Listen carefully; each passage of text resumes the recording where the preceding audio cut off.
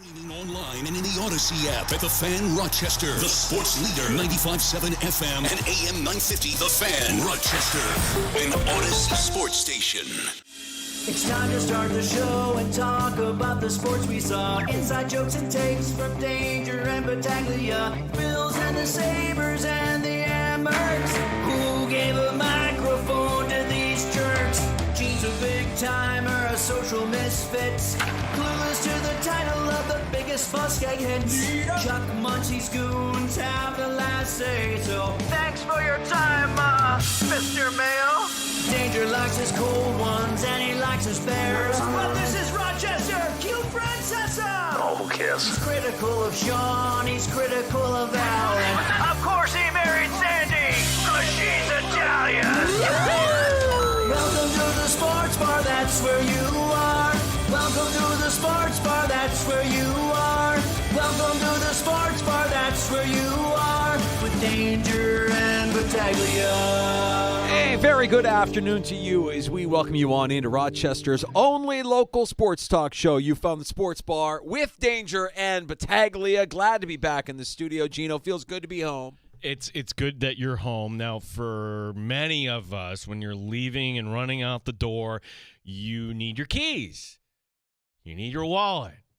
And if you're in our business, you need something else. We call them the tools of the trade. How did you forget your headphones? I forgot my cans. At home. Well, when I travel and I bring my backpack with me, which is my companion. It goes with me almost everywhere I go. I keep everything in it. It's my man bag. Yeah. Right?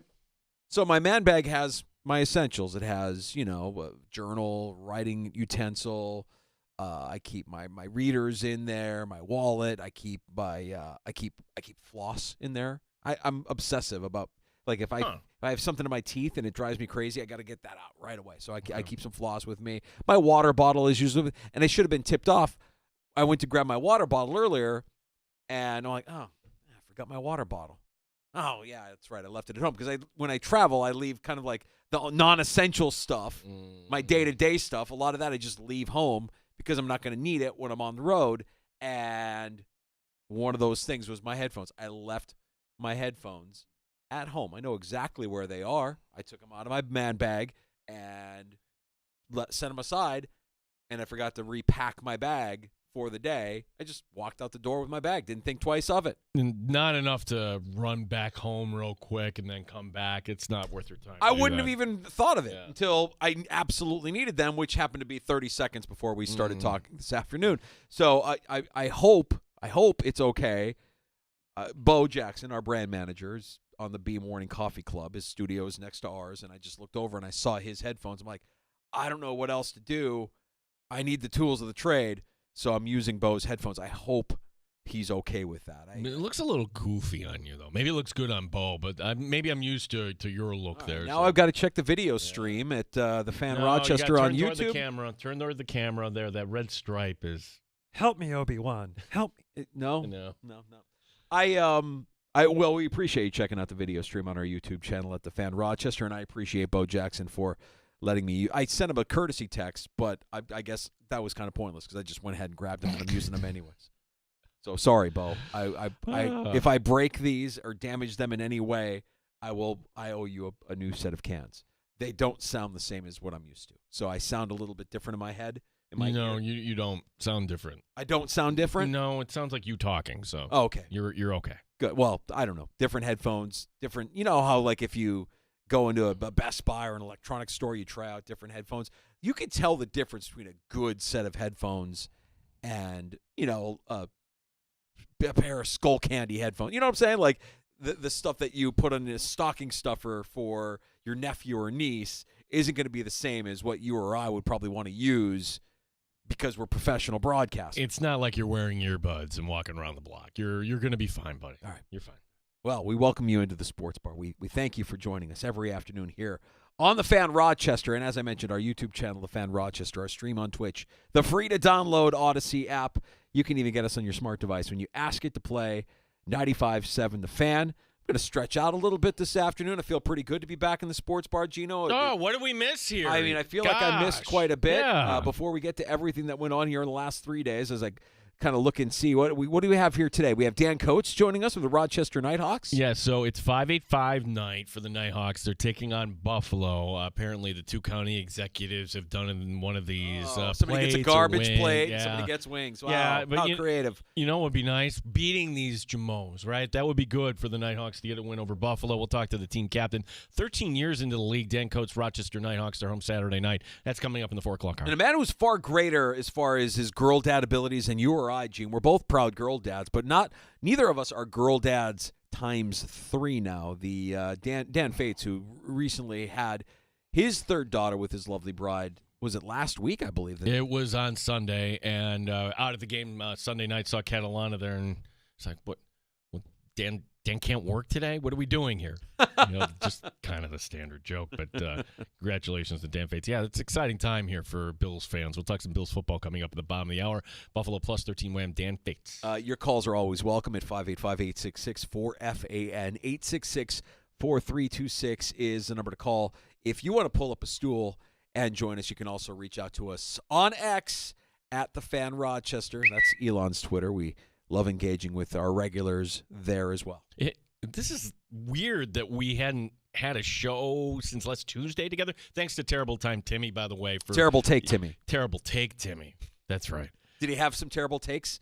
Anything that we can nibble on here? No, but Monday night's game was so joyous to watch. The full Jameis Winston experience, full on. And then I have Tim come in Tuesday, and he didn't even care. He was just entertained. Well, you can't care at this point of the season if you're a Browns fan because you're not going anywhere. Right? Your only hope now is that you can play spoiler or you see something that is going to be entertaining. And whether they win or lose, the way Jameis plays is always entertaining. He's a gift to the NFL. His personality, the way in which he plays the quarterback position with nary a care in the world, it's magnificent. It's must-see TV. It's so much fun. We had that danger before we get to all the Bills storylines. We had the Buffalo Sabres blowing a lead of historic proportions. I'm not overstating that. First time ever they blew a 4-0 lead at home. Yeah, we have the game tonight against Winnipeg, but listen anyways. That's okay, so that's and I think I saw that's a goat head game, right? Yes.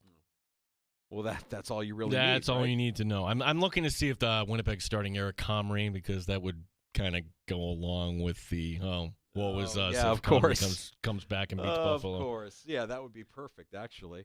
All right, so that's tonight. We have this ridiculous idea from Rob Manfred that we're going to take an idea from the Savannah Bananas. That was the other kind of baseball. The Golden Batter danger. The Savannah Bananas are very popular, I've learned. Very popular. Like what you see on social media, the virality of some of what they do. I know that there's a following there, but their popularity, they're a mass appeal product. Like women want to go see the Savannah Bananas. Children want to go see them. Dudes want to go see they're a mass appeal. I would dare say Savannah Bananas more mass appeal than the actual Major League Baseball product itself. Stop. They're the Harlem Globetrotters of baseball. That's it. It's a fun time out. Hopefully sometime they'll roll through Rochester. They made it to Buffalo last year, and they're doing a lot of Major League ballparks. This idea is stupid. It really is. But, danger, here's my take. It's going to happen. The fact that Rob Manfred puts it out there, this idea, it's had a lot of buzz, from who? What are you talking about? This is the first time I've heard that you're actually really considering this. So, I did not let baseball writer come on the show earlier in the week. Oh, so maybe baseball writer can make a swing into the sports bar. Maybe. I don't know. I'm not putting out an APB for him, but we'll get his take on it. For our regulars who I know enjoy baseball writers' work, that'll be great when baseball writer decides he wants to stop by the sports bar to talk about. This was the golden at bat idea that Rob Manfred has out there. The golden at bat, right? So once per game, the bases are loaded, and Aaron Judge just striked out, but he gets to bat again. If that's what you choose, yeah, okay. I mean, while we're at it, if we're gonna drastically alter the game the way you're proposing, and they've already made some pretty drastic alterations to the game. I mean, Ghost runner in extra innings is pretty drastic. Pitch clock. Pitch clock is fairly drastic, especially if it's to blame for all of the injuries that we start seeing to these pitchers. Why not, if you're going to do that, golden at bat, why not just shorten the game, make it a 7-inning game moving forward? Would anybody complain that you don't have a 9-inning game? Just go 7. Shorten it up a little bit. What else could you do? Play through rain. Why not? Just no more rain delays. Just play through the rain. Well, take some of the Savannah Banana ideas. Like if you go to a banana game, banana ball they call it, danger. Foul ball to the stands. If it's caught by a fan, you're out. That would speed up the game, right? Yes. If the fans are really involved. Yes. You could have the fans overruling the umps, and it's put up, and the fans would vote on any call. Okay. Yes. Yes to all of it. The Major League Baseball needs to be more like the Savannah Banana. So let's get all of these new rules adopted in time, Manfred. Yeah, Your game. One pitcher on stilts every game come out to the mound. Have Walk one batter up. with a flaming bat come to the Yeah, and from now on, you no longer get to choose your walk-up music. Everybody has the same walk-up music. Now batting for the New York Yankees, Aaron Judge. Manfred's Major League Baseball. Pitcher needs to be out on stilts. You only get to pitch if you can walk on stilts from the bullpen to the mound. If you can accomplish that feat, then you can pitch. Otherwise, get out of here. What else can we do? How many players can we fit into a clown car? I was going to say the Ghost Runner needs to be a clown. Put an actual clown on second base there. We're going to make the game a little bit more interesting. We're going to put barrels in the outfield. With clowns in the barrels that might just jump out and scare you if you're trying to make a catch. What movie was it? It was The Naked Gun. Maybe we'll put a lion out there, and the lion can be a defender. The lion can go and attack somebody at second base. Hey, while we're at it, if the owners are so about this, let's make this stadium experience more fun and replace all steps with slides. No more steps. You just get to slide down to your seat. Bring a grappling hook. Oh, shoot. I didn't know today was BYOGP. Bring your own grappling hook. BYOGH night here at the stadium. Maybe we just make this like softball. We're thinking this all wrong, where you put the keg on first, second, and third, and in order to get to another base, you got to slam it down, there, right? Or maybe and it's only a home run if you could do dizzy bat without passing out, without falling forward. Then we'll qualify it as a home. What a clown show. And it'll probably happen. It's going to happen. Yeah. It's going to happen because everybody nodding around and somebody showing a graph from Fox or ESPN. You know, the time spent watching when Shohei Ohtani comes up is 92% greater than the average batter. Oh, my gosh, the ratings are going to go up. We can charge more. Shohei Ohtani gets one golden at bat every game. So show me the stats of how that extra at bat per game shortened his career or his season. Yeah, and then you know what'll happen. One golden at bat. Wow, this really worked. We need to make 2 golden at bats. Before you know it, just send up whoever you want. Yeah. Send up whoever you want. It really is going to be beer league softball. Yeah. Let's also let's set up ropes and turnbuckles around the outfield so that if you want to, have somebody do a flaming pile driver or, flying elbow from the outfield, we could add some wrestling to it. We get Mean Gene Okerlund out there, rest his soul. It's a complete clown show. But is it going to equal? Okay, so I now understand why Baseball Writer would want to call into the show today. Baseball Writer would want to call into the show today. I think Baseball Writer, when I talked to him off air, was just so upset, and I told him, "You've got to calm down. We can't be swearing. We can't be doing anything out on the air." Out of his mind. Yeah, I think he's so upset, and I think he realizes this is going to happen. I guess I could remind Baseball Writer when he does join us. I feel like I have the elixir that can calm him down at a moment's notice. I'll just start reciting lines from Field of Dreams. If I just start reciting lines, I think it's almost like a lullaby to Baseball Writer. Well, I would tell Baseball Writer, is this hear me out. Is this any different than the designated hitter? Like when the designated hitter showed up in the 1970s, this is before our time, Danger. Probably people were like, what is this? This is not baseball. So much so that the National League's like, no, we're not doing that. Nope.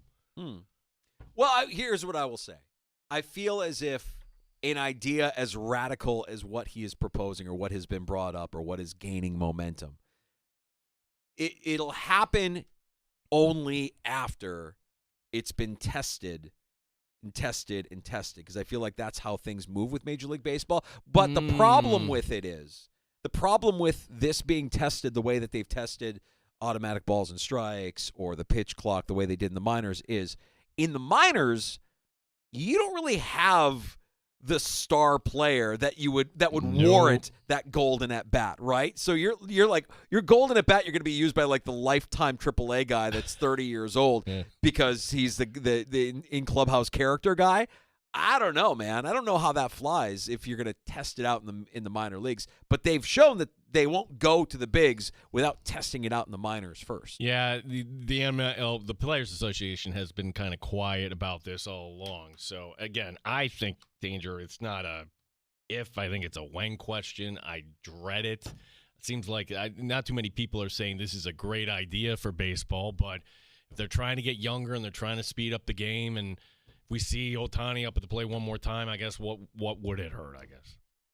It does feel weird today being Thursday that I haven't had a chance to talk to you or really anybody about what we saw on Sunday night in Orchard Park. So much has happened since the last time we spoke here in the sports bar. Can I get a rule? Sports bar judges, can we get a ruling on this? This is the first time Danger and I have done a show together. Do we get to hit the music here in celebration of the win over the Niners? Did you celebrate Victory Monday the way we are supposed to celebrate Victory Monday? We did. So this will be bending the rules a little bit. It's okay. We're going to celebrate a Victory Monday on a Thursday because I didn't get to hear any Bruno Martino after the Bills absolutely clobbered Sean McDermott doing Snow Angels post-game with Josh Allen. What is this team? They're fun. That's what they are. Just like this song Just is fun. like this. This is... You take yourself too seriously if you don't get what's going on here. These guys are having fun. And we can celebrate a Victory Monday on a Thursday because I was deprived by Bruno Martino. So the judges have agreed. What was funny is Tim was playing the whole song. Like, Timmy. Yeah, terrible take, Timmy. Terrible take, Timmy. It was like, it'd be a terrible... Taron Johnson's just an average player. Like, oh, no. Bad take. Oh, no, bad take, Tim. A real bad take. Bad take. I can't. The take he had, what was the take yesterday? Oh, if the Dodgers signed Soto, it would be no different than the 90s Yankees. If the Dodgers signed Soto, no different than the 90s Yankees. Okay. Let's walk through this. So, Dodgers theoretically signing Soto as a free agent and Ohtani as a free agent and trading for Mookie Betts and signing, I don't know, Freddie Freeman as a free agent, where compared to the 90s Yankees, drafted, developed Derek Jeter, drafted, developed Bernie Williams, drafted, developed also Andy Pettitte, drafted, developed Mariano Rivera. It's not comparable. I'm defending the Yankees and Yankee fans. Like, Tim, get out of there with that take. So that was yesterday's terrible take. Well, I just think that in Major League Baseball, if you're a fan of a team like the Pirates and you want to complain about your team not being competitive, blame your owner. Because in Major League Baseball, you can go buy a championship. The Dodgers have done it. The Yankees have done it years past. This is like a different level, though. You're a mid-market team like, say, the Cubs or the Cardinals. Like, can you compete on the Dodger level? I need somebody in high finance to explain to me, Danger, this is a fact. They deferred over $1 billion into the future. How does that work? Is it just so simple that, hey, the value of the U.S. dollar today in 2024 is going to be much greater than it is in 2040? Is that really what this is about, that all this money isn't going to be worth then what it is now and these players might regret it? I don't know. But I've never seen anything like this.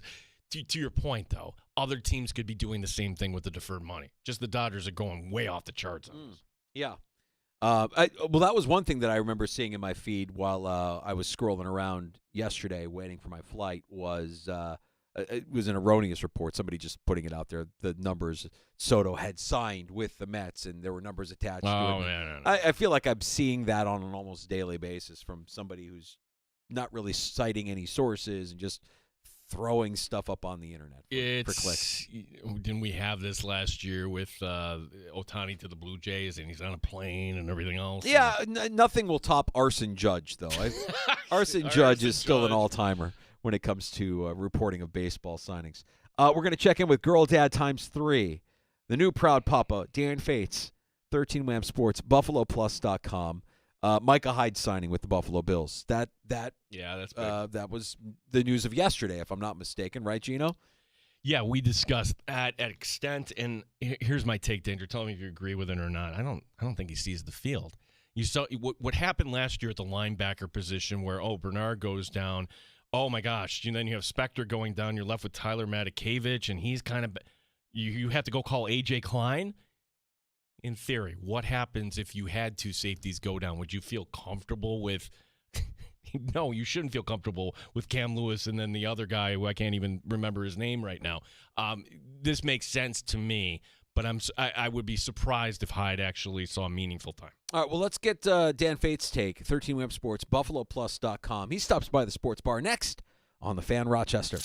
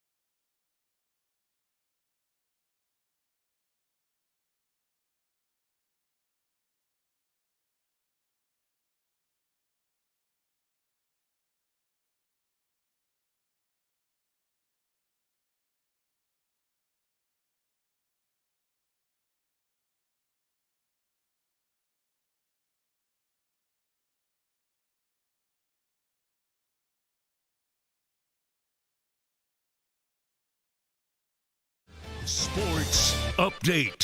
Thursday's practice is complete for the Buffalo Bills. Keon Coleman, Dalton Kincaid, Taylor Rapp, and Curtis Samuel all limited today. Josh Allen talking about those LA Rams. We understand we're going all the way across the country to a team that's very hungry. They've been playing really good football as of late. Their defensive line is one of the better units you'll see. They got a lot of dogs up front. I know they're young up there, but some really, really good players, some studs over there on their defensive side of the ball. Our coverage Sunday will begin at noon, kickoff at 4:25 here on the Fan Rochester. The Amerks have won 3 in a row. They get the win over Utica. Now the Amerks playing in Charlotte tomorrow night. Tonight here on the Fan, we got the Buffalo Sabres who look to break a 4-game slide. The Buffalo Sabres playing at Winnipeg. Coverage begins at 7 here on the Sports Leader. Gene Battaglia on 95.7 FM and AM 950, the Fan Rochester.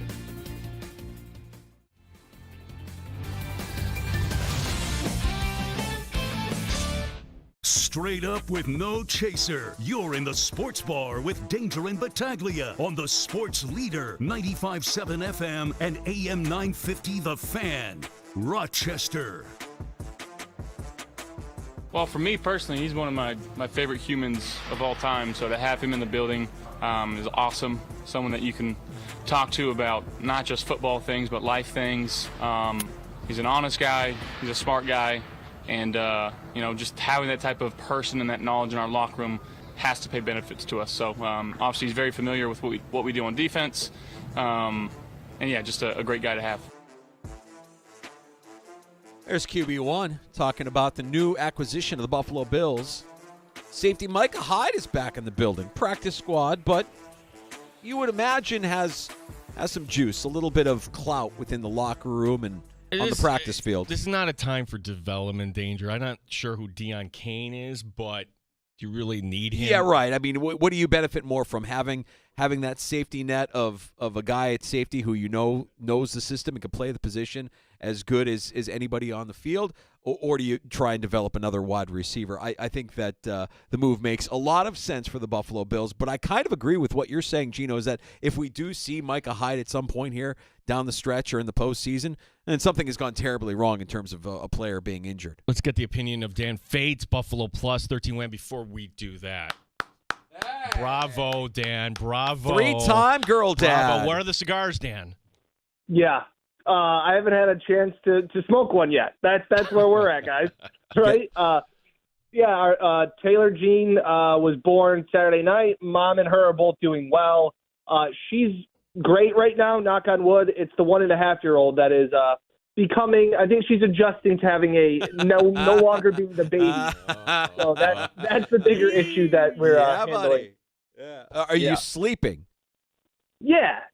I'm doing the night shift, and my wife's doing the morning shift. So we've got a little bit of a system for doing this a third time, but she's a superstar. I know everybody congratulates me, and that's great, but she's the superhero for sure. Dan, where do we begin? Let's begin with Micah Hyde. What do you think the realistic plan is here for Hyde? Break glass in case of emergency, and he's a locker room glue guy, right? Like everything we heard yesterday was how much everybody loved him. And I thought it was very important when Sean talks about how protective he is of the locker room. Because at some point, if you're bringing back Micah Hyde at this point in the season, if you were Taylor Rapp or DeMar Hamlin, wouldn't you be a little bit upset? Like, wouldn't you just be a little bit like, really? DeMar Hamlin's second on the team in tackles, is a leading vote getter for a Pro Bowl, and Taylor Rapp's been playing probably the best football of his career. And now you want to bring in a guy that hasn't been here in 8 months? I know it's Micah Hyde. So obviously when Sean said that, I think there is that locker room buy-in of, hey, guys, like checking the temperature of the room of like, if we bring this back, like, are we all cool with this? So because they brought him back, guys, without even working him out. Like that's an immense amount of trust and respect that Micah Hyde has earned. Don't get me wrong. He's earned it. But where is he football shape-wise and things like that? I think you guys said it best. It's a security blanket veteran insurance a la, Leonard Fournette last year when they signed him and we're all like, oh, this is a good addition, and he didn't really have much of an impact. Yeah. But it was just nice to have there just in case. Well, and also, if I'm not mistaken, didn't he mention that he's going to have a role within the organization here next season, as soon as next season, or that he has a desire to do that? I mean, It almost feels as if you're grooming this guy to be one of McDermott's future assistants down the road. Yeah, and he was like that when he got injured last year, the year before, when we all joked around about, it's Coach Hyde, right? That was what all the players talked about. And he was, helping coach DeMar Hamlin, who was, had over 100 tackles that year when he helped fill in for Micah's neck injury that he suffered that Monday night against the Titans. So, yeah, I think that's part of it too. And my big thing on this is I think I've been on here since the start of training camp talking with you guys every week about the fact of I've been pleased with the safety play. It hasn't exceeded expectations of mine. I think they have been solid. I think some stats will back it up. Maybe some people can maybe more look at the all-22 and tell you something differently.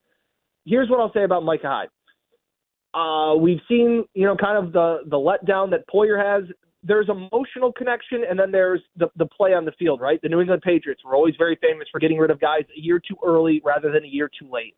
And I always remember kind of fans being bummed about Jerry Hughes moving on, right? That was a big one. And it was like Jerry Hughes, if you were to just look at a number on a paper, if you took away his jersey number and he was just player X, you'd be like, he's fine. But there was this emotional connection. When Hyde left, he was such a fan favorite, such a cornerstone of the McDermott rebuild culture, all process, all those things. I love Micah Hyde, the person.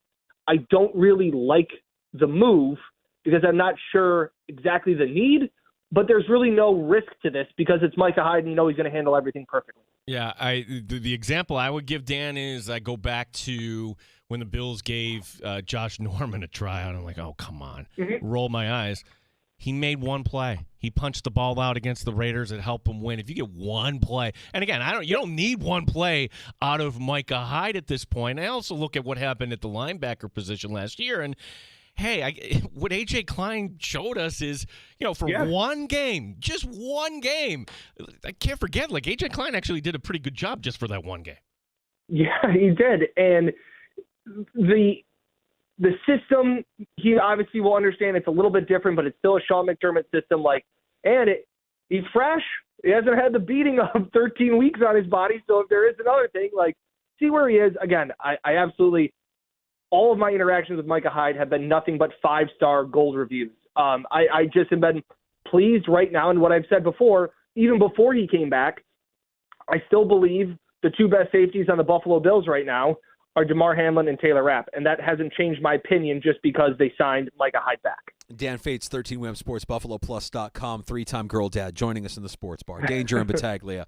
On the Fan, Dan, before we start talking about this weekend's opponent, I have been gone all week, and I want to get the satisfaction of the afterglow of that Sunday night win. There's a lot that we can unpack from that win against the Niners in the snow, but I wanted to start with the player that we hadn't seen yet this regular season, who made his debut, Matt Milano. And I know we can't really judge. It's really hard to judge anybody's play given those conditions, but you can look at how he was used, and he was used a lot. Is Milano back? Can we expect this out of Milano moving forward? It became very clear he's not on some sort of snap count. Right. Yeah, and I think we'll see how he bounces back in this week. I think obviously I always love looking at a defense will never be more sore than week 2 of an NFL season just because their body hasn't taken the beating before. So it's been 15 months. I think it was 420 days to be exact between Matt Milano's, last 2 NFL games. So I think that we're seeing that Sean McDermott doesn't really have too much training wheels on him, and that he has the knee brace the size of, Texas, or an arm brace the size of Texas on that left arm. It's encouraging just to see him back, to see the energy. And again, if you get Matt Milano at 75%, I think that's better than most linebackers at 100%. So to see that tandem in those conditions too, that's the kind of weather where every hit feels like it hurts you even more. And to pay the price, it was nice to see Milano out there. Got his nose in on the first tackle, of course, because it's just that's who Matt Milano is. Dan, another storyline to come out of that win over the Niners. If you told me at the beginning of the year that Sean McDermott would be doing a snow angel, I would have said, "My gosh, yeah, how about that?" And then Josh Allen letting it slip yesterday that McDermott opens the Friday meeting with a dad joke. What has changed here? It's this evolution of Sean McDermott, or is it just, hey, self-awareness is actually an important thing, whether it's in coaching or any walk of life? Yeah, it was actually because if you really want to know how to have fun in life, guys, have a third child, all 3 kids be under the age of 5, and be remodeling a house. So yesterday, a guy was helping me do some new flooring, and he was asking me about the Bills and all these things. And I have been the biggest Sean McDermott defender. I feel like I end up being a sympathizer for him and all of these things. He just has the pulse of this team. And for everybody out there, I think I say it every week, like I can't find 5 better coaches in the NFL that I would rather have over Sean McDermott. I think he's a top 5 coach in my book. And you've started to see this was a year of getting back to that culture over talent. Moving on from some guys, it was this goes back to when they first started the process, and they brought in these guys and bought in with Lorenzo Alexander's and these other pieces, like some of these things. And they had these campfire stories, and they would all tell their lives at training camp. And I was like, what is this going to do? These are grown men. This is now this. They went back to it this year, moving on from some guys, investing in some younger players, bringing in the right pieces like Mac Hollins and all that. It just shows that Sean McDermott is pressing a lot of the right buttons to keep the feel of this locker room, to keep them engaged, to keep them motivated, because you are approaching this time of the year or of a career in Buffalo where messages can get stale, especially when you haven't achieved the ultimate goal. Sean has become self-aware of all of these things, becoming not necessarily a player's coach, because I don't think that's who he is, but he has let up on a lot of things. There used to be a lot of 9 a.m. practices during the week. Practices are now at like 12:30. Like, he just has that feel for this team, and you can see it by the way they play, and you can hear it when players talk about him. It doesn't feel fake, the love that they have for this locker room. Yeah, it's the F word. They're having fun. I mean, he's got this group playing loose. He's coaching loose. He's acting loose. The self-awareness that Gino's talking about, I think, has kind of come into the foresight here for a handful of games.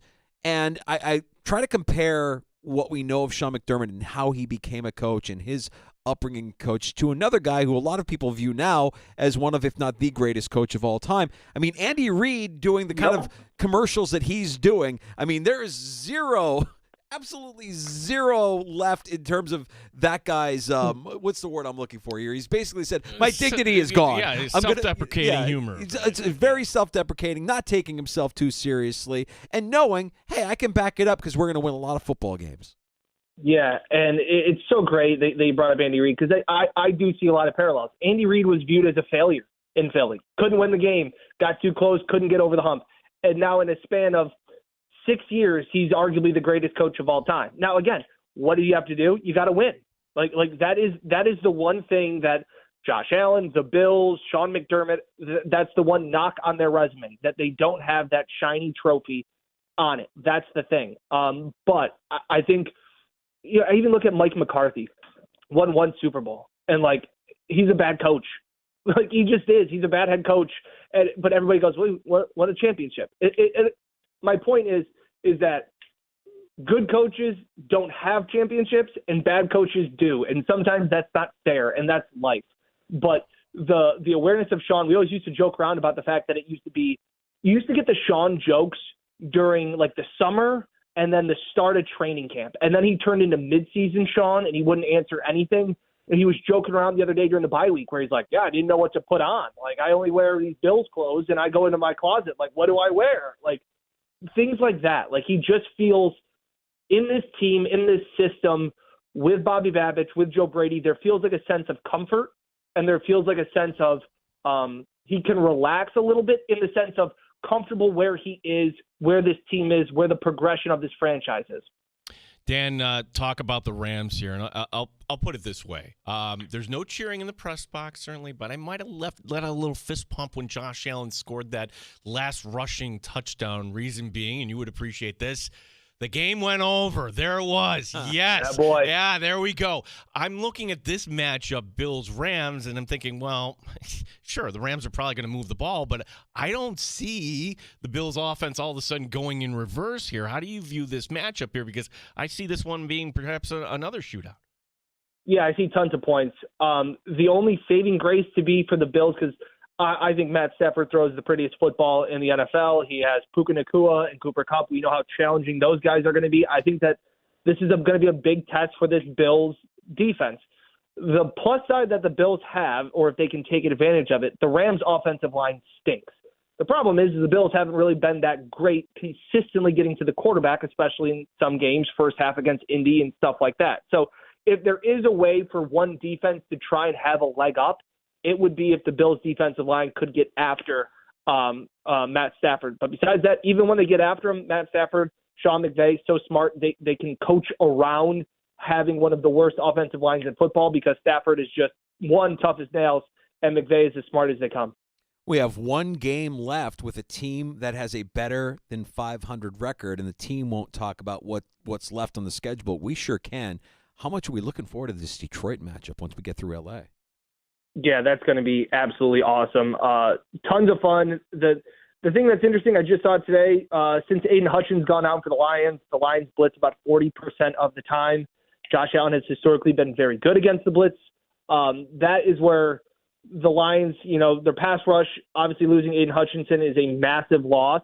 That's the one thing that maybe is their kryptonite. They got a lot of defensive guys injured in that Thanksgiving game. They probably should be, at least been in an overtime game with the Bears.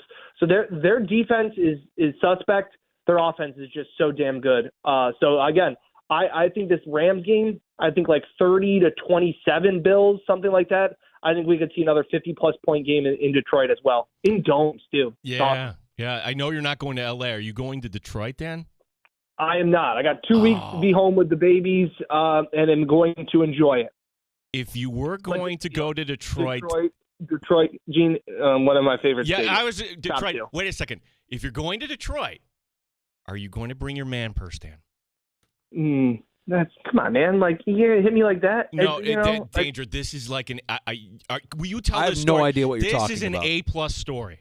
You can blame somebody else for telling me about this story, Dan. Tell this story, please. Yeah. Long story short, how much time you have? Mike and I were going to the Detroit game a few years ago on Thanksgiving. We were heading out of Canada back into Detroit.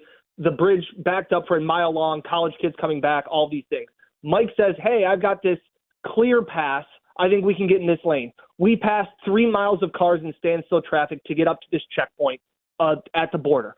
Mike says, "Well, I've got it." So he's in my car. It all works. They go, "No, it doesn't work." We get pulled over by customs. Big guy looked like Nick Sirianni, gun around his chest, goes, "Get out of the car. You have to walk inside because, we're trying to cross illegally at the wrong point because we didn't have that pass." Right? Yeah. The guy goes, "Leave everything in the car." Well, I had an Lululemon over-the-shoulder bag that I put diapers in, my wallet, my keys, and the guy goes, "Leave the purse." And I go, "What?" And he just looks at me and goes, "Leave the man purse." And I had never felt smaller in my entire life.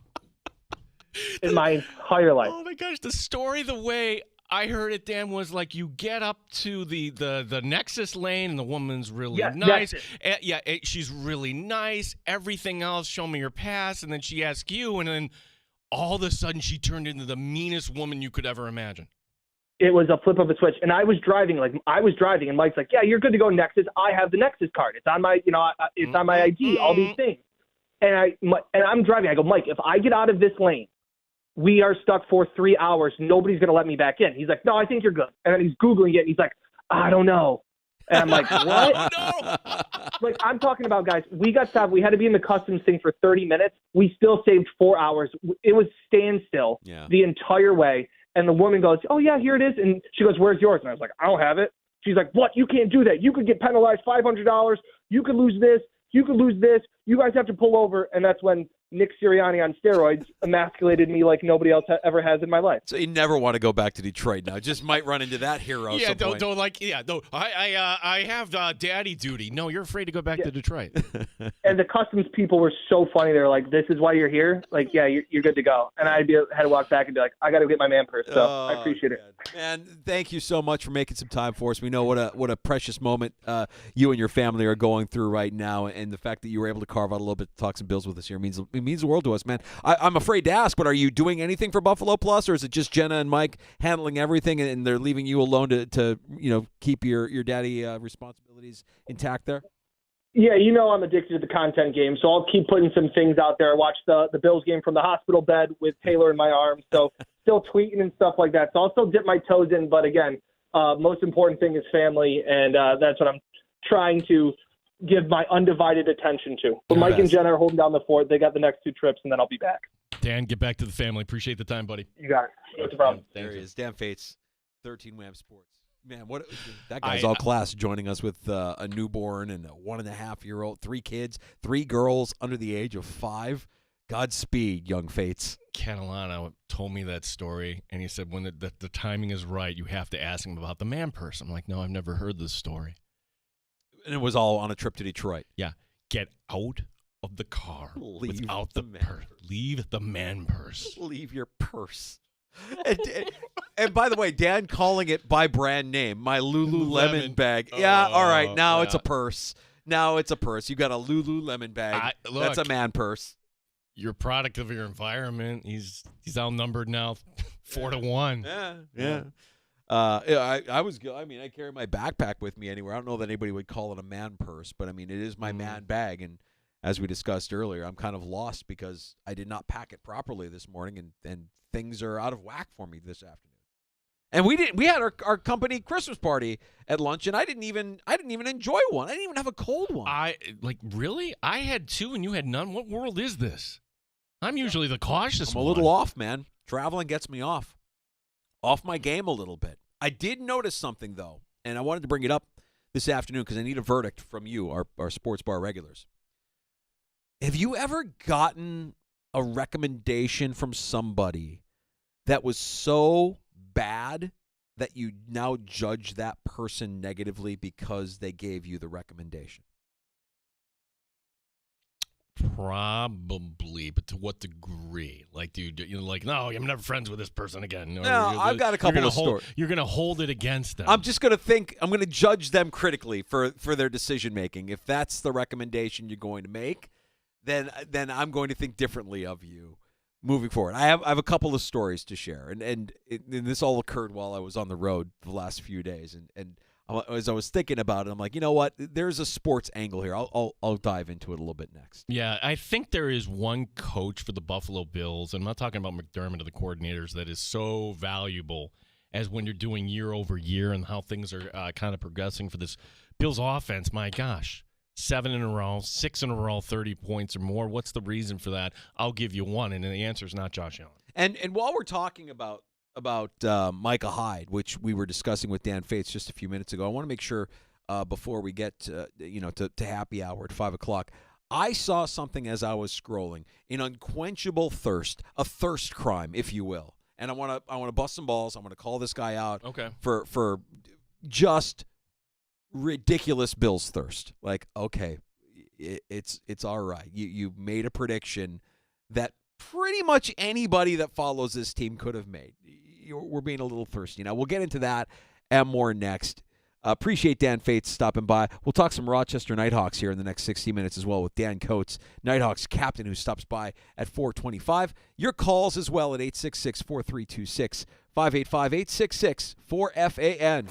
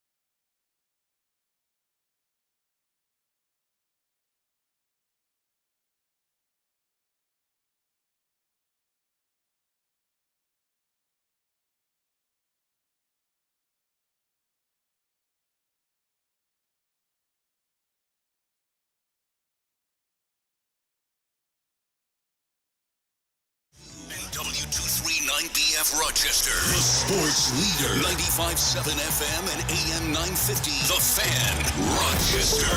An Odyssey sports station. The Fan, Rochester. Sports update. From Bills practice today, Keon Coleman, Dalton Kincaid, Taylor Rapp, and Curtis Samuel were all limited.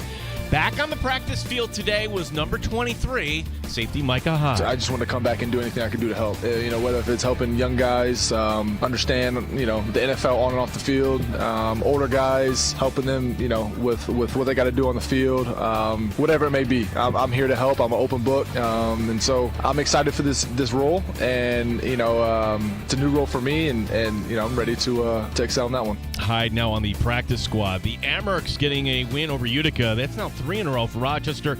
They begin a road trip. First of 5 straight on the road is in Charlotte tomorrow night. The Sabres look to break a 4-game slide tonight. Buffalo hosting Winnipeg. Coverage begins at 7 here on the Sports Leader. Gene Battaglia, 95.7 FM and AM 950. The Fan, Rochester.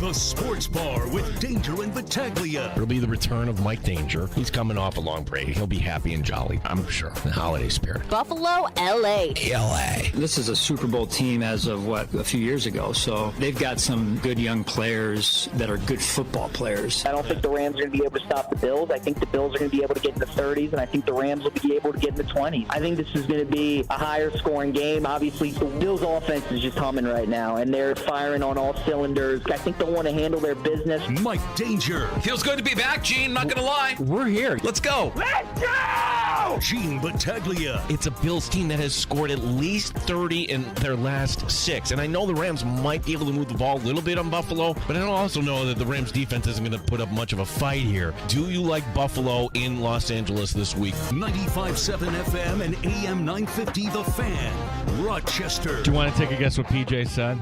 About the Bills game. Yeah. Well, he said in the open there, the Bills will score 30, the Rams will fail to score 30, and the over will hit. Right, but in just saying that, he leaves out the part. He doesn't like the Bills to cover the 4.5. Oh, really? Yeah, okay, that's really making a prediction. Bills by a field goal, right? Yeah. That's a little bit more bold. Be bold. I like that. I want you to listen to this while we're going to talk Micah Hyde here. This bite from your Sports Center, from your Sports Update, it really kind of caught my ear. There's a word missing from everything he's saying here. So I just want to come back and do anything I can do to help. Whether if it's helping young guys understand, the NFL on and off the field, older guys, helping them, with what they got to do on the field, whatever it may be. I'm here to help. I'm an open book, and so I'm excited for this role, and it's a new role for me, and I'm ready to excel in that one. Now, use the word role. The word that he didn't use was coach. Yeah, he's coach. He's Coach Hyde. He will be Coach Hyde before we know it. I just thought that was interesting that he stopped just short. You could tell he wanted to say coach. He used the word role instead. But yeah, to say that Micah Hyde coming back, to say that that's a bold prediction, Gino, not a bold prediction. Yet, if I may, I wanted to point out an act of just disgusting thirst. You really hurt yourself patting yourself on the back when you get something right. Because when I saw this yesterday, I was mad that I couldn't bust his balls here in real time on the air. I was mad that I wasn't on the air because if I would have seen this while we were on the air yesterday, I would have absolutely gone nuts. And we like Matt Beauvais. He covers the Bills for WKBW in Buffalo. You can hear him with Sal on the Always Game Day in Buffalo pod. He's been on our show before. He's a good guy. And to his credit, all along, he believed that Micah Hyde would re-sign with the Buffalo Bills. And he was constant. He steadfast in that belief. But, again, I don't know that that's necessarily a bold prediction. And when he took time out of his day yesterday to do a victory lap on X, I'm sorry, that is thirsty. That is unquenchable thirst. To do a victory lap on a prediction like Micah Hyde will return to the Buffalo Bills. Take a lap and pat yourself on the back when you swing wildly with your takes and your predictions and it comes to fruition if you want. Just standing by the notion that Hyde would return to the Bills is like saying ice cream tastes good or kittens are cute. There's nothing bold about that take, and telling everyone that you're taking a victory lap is first-degree thirsty. Victory lap worthy takes would have been Sean McDermott will do snow angels with Josh Allen this season. What is more thirsty danger? Matt Beauvais doing a victory lap for something that many of us thought would happen, or me posting pictures of my motivational speech to the Canandaigua Knights 10U team? We'll get to that in a second. Right. I don't put a pin in that. All right, I've got true. thoughts. That's thirsty. I've got thoughts. I know. Hell, if anyone that covered the Buffalo Bills predicted that they would have a 15-win season or a 14-win season, by all means, at that point, go ahead and take your victory lap. None of us cowards did that, and I'm including us. None of us.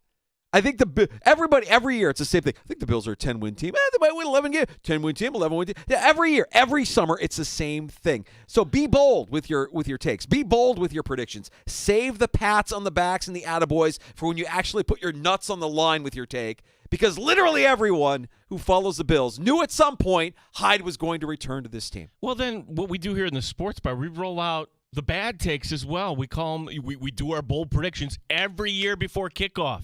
And when the Bill season has concluded, it'll be a snowy day in January, you hope February, and we open up the envelope and we're just going to laugh. We're going to laugh because we don't get them right all the time, and it's No. not about getting it right. By the way, nobody cares when you're right, Beauvais. So your victory lap is thirsty. It's thirsty. You don't need to remind us that you said all along that Micah Hyde was coming back. No, I can't say what I want to say. No kidding. Yeah, of course he's coming back. I don't. Well, see, the thing is, I think that's acceptable if he had a lot of opposition.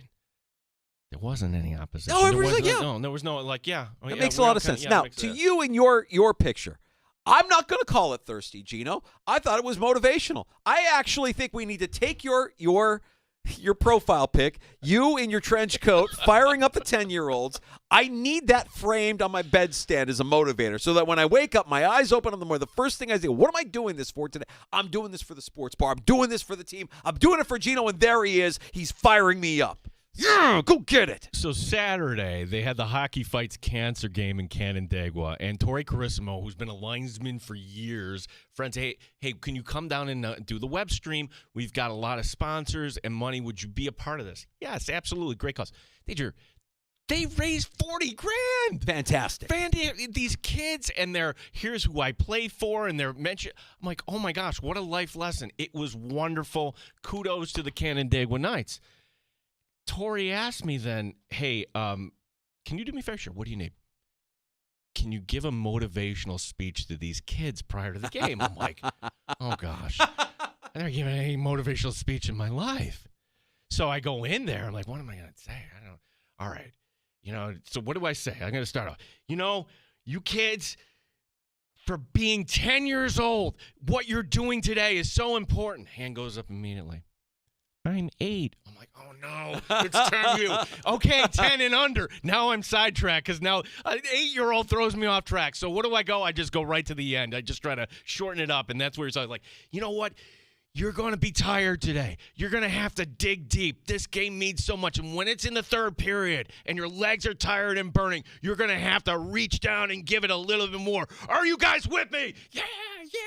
Little did I know there was a mom taking a shot there with I'm like, oh, wow. Look, in the age that we live in now, somebody has to have video of this. Was she just taking still shots? Because if there's video, that's our new show open. We'll ditch Sean from Long Island.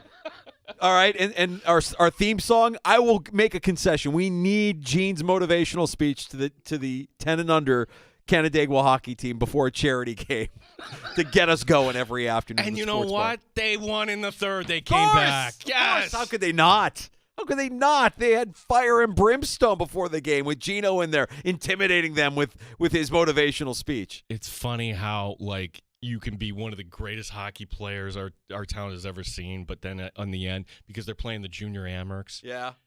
And it's Jody Gage's grandson. I see Jody, but he's just standing by himself. Like, you're nervous. You want to stay away. But fantastic day, and appreciate that. And, yeah, it was a little thirsty by me. I don't think it was thirsty, Gene. That does not. You're doing that for a good cause. And if you're doing something for a good cause, damn it, that is not thirsty.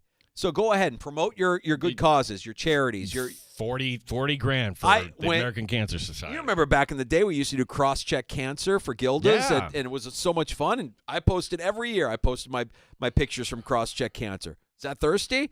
We raised a lot of money. We did a lot of good in the community. It's not thirst. That is not thirst. Not thirst. Hey, if you want to have a good offense in the NFL, Danger, have a good offensive line. Duh. Why don't teams do this? Well, the missing part of the equation for many teams is actually having a good offensive line coach. The Patriots in their day with Tom Brady, they had Dante Scarnecchia. Yeah. He stayed there. The Colts with Peyton Manning had Tom Moore. Yeah. What Aaron Kromer is doing for this Bills offense needs to be pointed out. The stats when they go to the 6 offensive linemen, they're off the charts. And someday this is going to get Cook paid. And, well, you know what? If the system is there and if you can keep this in place, I would certainly give Aaron Kromer a bump up in pay and try to keep him. The Bills' running game has been excellent. Josh Allen has been upright. Kromer is the most important position coach on the Buffalo Bills this season. If you're watching the video stream right now, you see my head down. And my head isn't down because what you're saying, Gene. Everything you're saying. What am I true. spitting? No. Everything you're saying is true. And I'm going through some stuff right now. I mean, we haven't spoken since Tuesday. A lot has happened since Tuesday. And now in my head, as I'm thinking of potential candidates, I know Joe Brady is immediately going to be thought of as a candidate, right? Like, the Bears are going to talk to Joe Brady at some point, an offensive-minded coach who can come in and work with Caleb Williams. Talk to everybody. Talk to everybody. Yeah. But Aaron Kromer has a history with the Bears. He's been there before. He knows the McCaskies. Maybe that's enough to steer him clear from being considered a head coaching candidate. But he won't want to go there. Right, exactly. I hope that is the case. I hope that his time in Chicago was so miserable that he won't go back there. But that is the kind of coach that right now, I think about what you're saying, and everything is so right on about how important he has been to this team's offensive success that nobody really talks about. But the line, its continuity, the way that they play, the way that they add Anderson, when Anderson becomes like that second or third tight end, whatever you need him out there, Kromer's great. I know there's a bit of I know he had a couple of things in his past that were a little bit iffy. I think if I remember right, there were a couple of stories, off-season stories. The one was, hey, there's a bunch of kids getting drunk and they're throwing in through a lawn chair or something like that. Yeah. Yeah. And I'm like, all of that aside, if that guy is as valuable as we believe he is, pay the man, and don't let that guy go because he's critical to this team's offensive success and keeping 17 upright. All right, here's my non-sports take today, Gino. Okay. I was on the road Monday through yesterday, and in a place where, one place I'd never been, just driven through, and another place where I'd been a couple of times, but still kind of unfamiliar with my surroundings. And you know how it is when you're plopped into an unfamiliar situation. You need to use your navigation. You don't really know where you're going, good parts, bad parts. What parts of town should I be in? Here's my take. I am out of the recommendation game. Don't ask me for recommendations because I will not give you one. We've discussed here in the sports bar for years the battle of recommending TV shows, right? Like, have you seen Yellowstone? Oh, my God, it's so good. You got to watch Yellowstone. It'll change your life. And I think to myself, well, if a TV show is going to change my life, how crappy is my life in the first place? But I have the standard answer. I'll always say the same thing. When I get something recommended to me like a TV show or a band, I'll add it to the list. There is no list. I'll just say that. I'll add it to the list. Has someone ever recommended a restaurant? I need a verdict from the regulars here in the sports bar. Has someone ever recommended a restaurant to you where after visiting you were so let down you actually hold it against the person who recommended it? Wow. I was staying in Richmond, Virginia, and one of my coworkers knew where I was staying, and she said, you should go to this place. It's near where you're staying. And I look it over, and I'm like, it is close. I could literally walk from the hotel.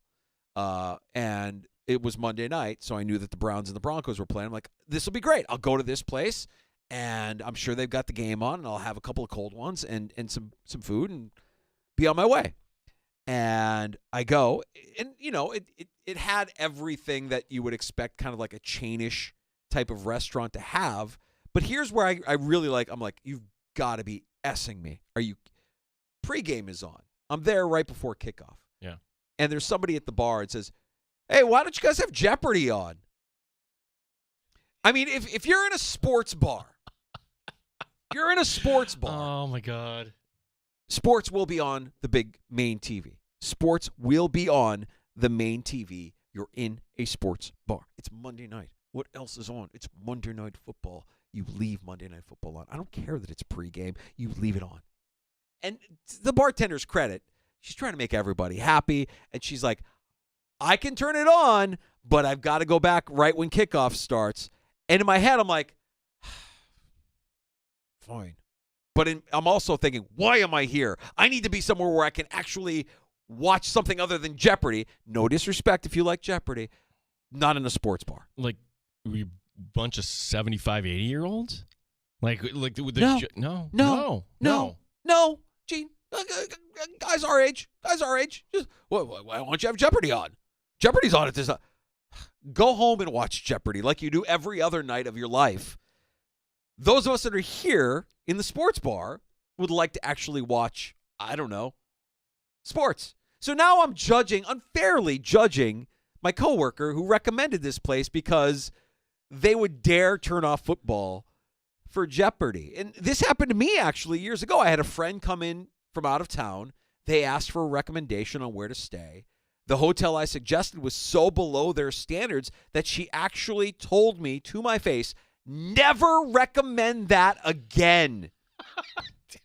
Here? Not even lying. Yes. Oh. We live in a fragmented world. There's something for everybody, but what Gino likes might not be what I like and vice versa.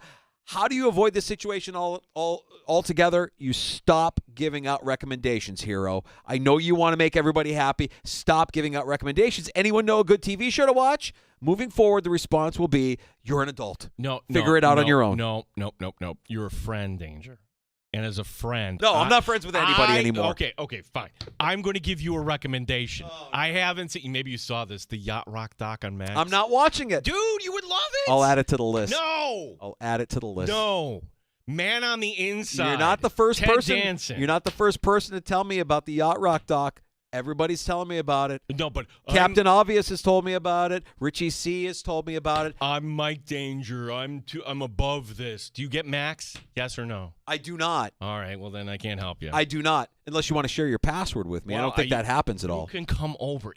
You would watch this and you would have the appreciation for Steely Dan that finally. I heard he's a jerk in the doc. I saw a review of the doc. That's the spoiler. And the review of the doc was not very flattering. And I'm like, oh, well, the guy reviewing it is kind of a jerk himself. No, the mates Michael McDonald look like a genius. Steely Dan, they talk about their music genius. Spoiler alert at the end.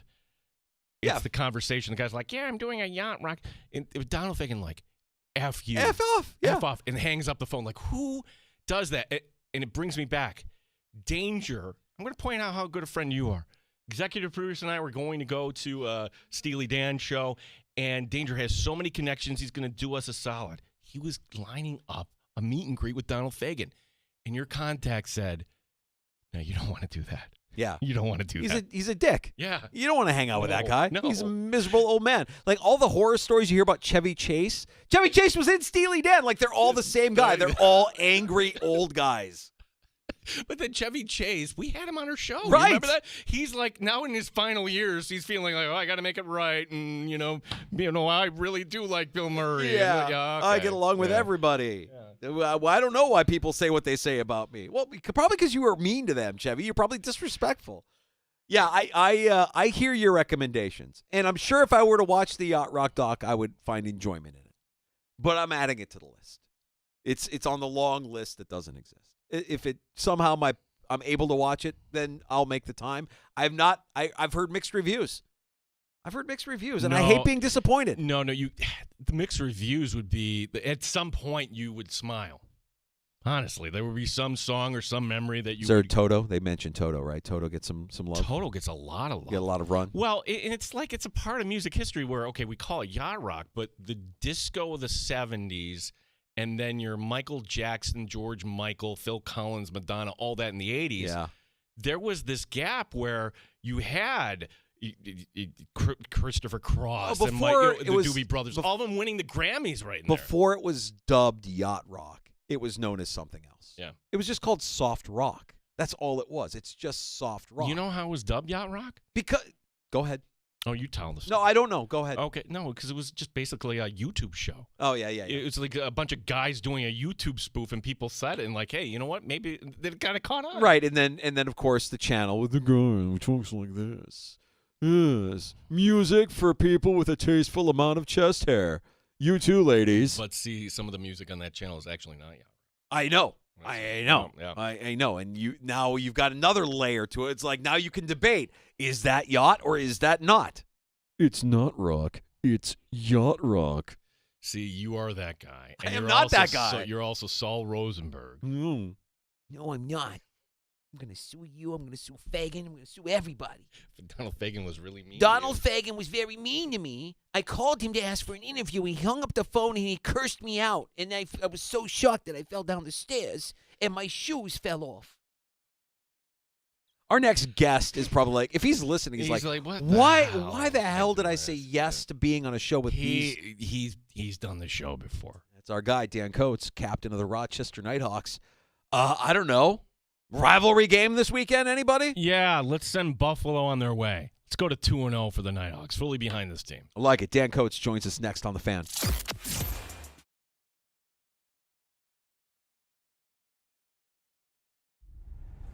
Welcome back to We the Hobby. You know what time it is? A little something special today. Oh, Nick. Is that a corn? That ain't no corn. What? That's a super corn! Oh, wow.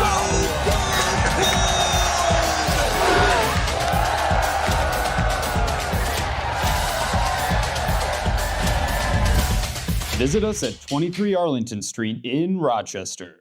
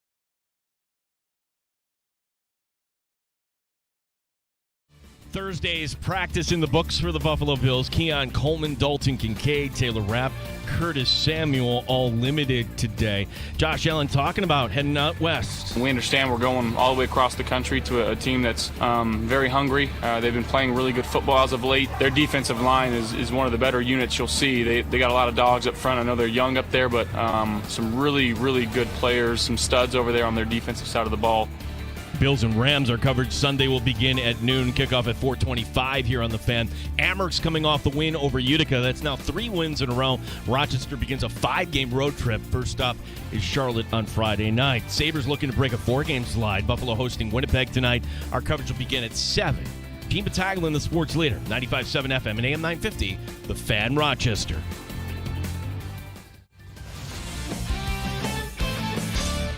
Top Shelf Sports Talk. You're hanging out in the sports bar with Danger and Battaglia on the Sports Leader, 95.7 FM and AM 950, The Fan, Rochester.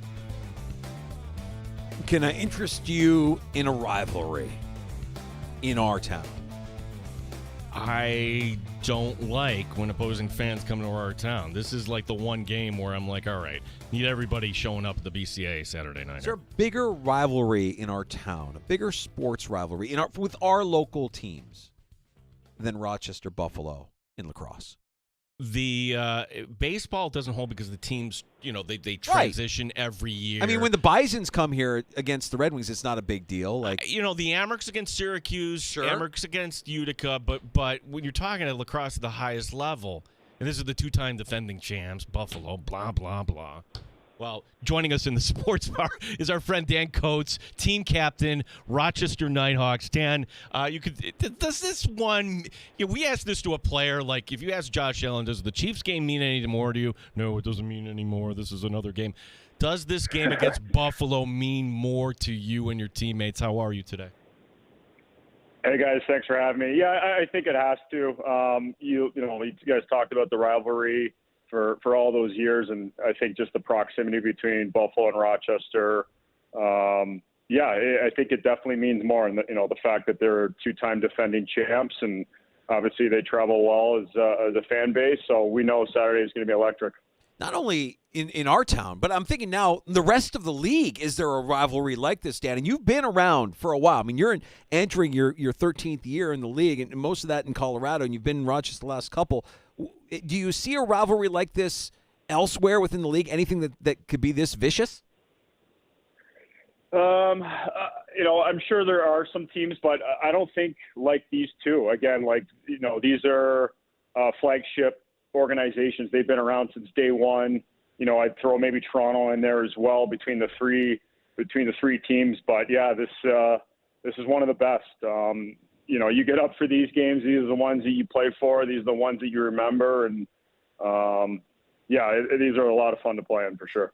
Dan, give us kind of the state of the Nighthawks here. So last year was a lot of fun. I mean, granted, it took a little back door, but you got into the postseason, and considering you were doing that, with whatever you could find basically at the goalie position. How are things here? You get the win week 1. What is the expectation here this year? Give us kind of your overall thoughts here on the state of the Rochester Nighthawks. Yeah, this is my 4th year with the club. I think from my time seeing how this, this team has progressed. Like early on, we were young, right? We had young draft picks, and over time, we've started acquiring some, big pieces. Connor Fields, we drafted Ryan Smith, Thomas McCombie. These guys are just getting older and becoming vets in the league. And then this past offseason, we really kind of put an emphasis of beefing up our back end. Picked up some key acquisitions in Chad Tudden, Ian Lord in free agency, Josh Medeiros in the dispersal draft, and a few other key pieces. So I think for us, we are beyond confident with who we have in our locker room. I think at first we're just excited just to be around each other. We have a lot of character, but our expectation is to take that next step. Right, we've lost the last 2 years in a row in the first round, and we look around the league and we feel that we have a good chance. Nighthawks captain Dan Coates, our guest in the sports bar. It's Danger and Battaglia. And before we ask you to preview the matchup against Buffalo coming up here Saturday night at 7:05 at Blue Cross Arena, take us back to the first win of the season against Vegas. How do you think the team performed, and what led to that victory? Yeah, I think early on, you always have some nerves, right? It's the first time getting back in the building for guys and just getting, kind of acquainted to that. But I think kind of in the second half, we really settled in. I think Riley Hutchcraft played, his best lacrosse in that second half. And, it was a little tight game, and then we kind of opened it up at the end there. So it was a good start for us. We know we're going to see, an excellent team in Buffalo, but, it got the ball rolling for us. All right, Dan. So another year, another similar sort of question. You're now 37. How's the body holding up? Is this it, or was that an inappropriate question? What are your thoughts here? Hey, going into this, if you said, hey, you're 13 years in, I'm sure you would have signed up for that. Absolutely. I think, people ask me that, early in my career, like, what are you trying to get out of this? And I said anything, past 10 years would be, great. And I've been fortunate enough to be a part of this group be in this league. And it's been a lot of fun, but, back for me, it's a lot more maintenance. Every day you're trying to do something to make sure you're ready to go for practice or game day. So, it's just a lot more homework on my end, just making sure I'm ready to go. You still involved with Canisius in any way, Dan? No, I'm not. I'm just proud alum. Proud alum who played with Kimmy Coffey's brother, correct? Yes. Bernstein, yeah. Bernstein, yes. It's just how small the lacrosse community is, and we're all boo Buffalo, go Nighthawks here, but I would imagine the majority of these guys, or you played with some of them, you played against them. I mean, the lacrosse community, Dan, I would say, is tighter than any other community in professional sports. Yeah, it's pretty small. You play against a lot of these guys, and some of them are your best friends. Either you went to school with them or you play with them in summer ball. It's pretty unique in that sense. But when the game starts, it's you have an enemy on the other side, and there are no friends. But yeah, it's funny. Like I when I was at school at Canisius, I'd go to all the Bandits games. I was a Bandit fan at one point in my life, so it's kind of funny how it comes full circle that that I'm competing against them. Dan, I was ready. I was in the Nighthawk team store. We did the Meet the Nighthawk event at Three Heads a few weeks ago. It was a lot of fun. I wanted to buy a jersey, and I saw one of yours that didn't fit. I guess this has inspired me to get in shape here for the coming season. So. Or maybe we got to get some bigger sizes here. Tell the folks there. So. But I did end up buying. I'll talk to them. All right, Dan, we're going to be out there Saturday night. Looking forward to Nighthawks and Buffalo. Really appreciate you giving some time here today. All right, thanks, guys. I appreciate it. We'll see you Saturday. Stay healthy, bud. There's Dan Coates, Nighthawks captain. Is the Nighthawks look to improve to 2-0. This will be Buffalo's first game of the season as well. So we'll see if the defending champs come with their A game or if the Nighthawks are able to knock them down a peg. Yeah, that's it's a fun night out. That's kind of the way I kind of view. You don't have to know lacrosse like other sports. You can figure it out as you go along. It's entertaining. Yeah. It's just entertaining and fun. You're right. It's and if you're somebody if you are somebody who absolutely despises, music and lights and everything, okay, well then maybe this isn't for you. Oh, I don't like stimulation. Anything but that. Well, that'll be a good time coming up here on Saturday night. I'm sorry, did I say Saturday night? Friday night. Friday night? Saturday night. Sorry, Saturday night, 7:05, the Nighthawks hosting the defending champion Buffalo Bandits. Danger, I want to run one story by you here yesterday because it's one of those, all right, we look at the Ravens. Is this a team that really is to be feared, or is it a team to be falling apart? And there was something weird that people pointed out in the game against the loss against the Eagles. And look, there's no shame in losing the Eagles, but Deontay Johnson didn't get a single snap in this game. Yeah. And he's over there by the heater. Rashad Bateman gets hurt, goes out of the game. Johnson still doesn't come in. Well, the GM putting out a statement yesterday and a suspension coming that basically Deontay Johnson refused to go into the game. Yeah. Which, okay, suspension, or why not just cut the guy? And the reason here is, well, you could put him on the suspension, maybe just kind of make him inactive. But then maybe if he signs somewhere, you're going to manipulate the compensatory formula. So you might actually be forfeiting a 5th or 6th round pick. But I would ask the question, why would any team want to sign this guy? To me, he has hands of stone, and now he has an attitude of stone there. Why would you want to deal with that? I tell you what, Add this to the long list of former Pittsburgh Steelers that Mike Tomlin had to manage. And you kind of get the sense that that guy really is a ridiculously good head coach because he can mask the crazy and hide it in plain sight. Like nobody knew what a head case Deontay Johnson was. We knew that there was an inability to catch the football with consistency. And I know a lot of Bills fans were like, that's a guy we should get at the trade deadline. I'm like, I don't want that guy. I never wanted that guy. And I think Mike Tomlin knew, hey, look, his time here is up. He's not going to be that guy. We got Pickens. We got other things going on. Antonio Brown was the same way, obviously. There might be other factors in play with that. But I look back to,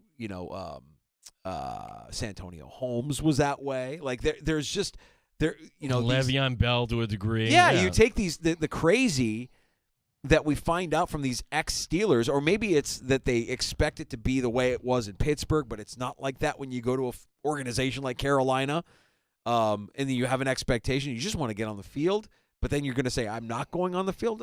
You're a bad teammate. Yeah, that's where, and Lamar's giving the standard answer. That's a point where you have to get in somebody's face if you're the leader. Like, what? Get out there. What is your I understand you might be upset that you're not getting minutes here. Or should we say reps or whatever you want to call it. But the guy is down. Get out there. We need to win the game. Oh, you're going to stand by the heater. To me, forget the 5th or 6th or 7th round pick. I would have caught him. I would have told everybody else this is not acceptable. And maybe they'll just make him go away. That's where that could end up happening. Look, you're inactive. You can show up if you want to, but we're done with you. This locker room does not respect you. It's interesting you bring up the crazy here because think back to last year with the Bills.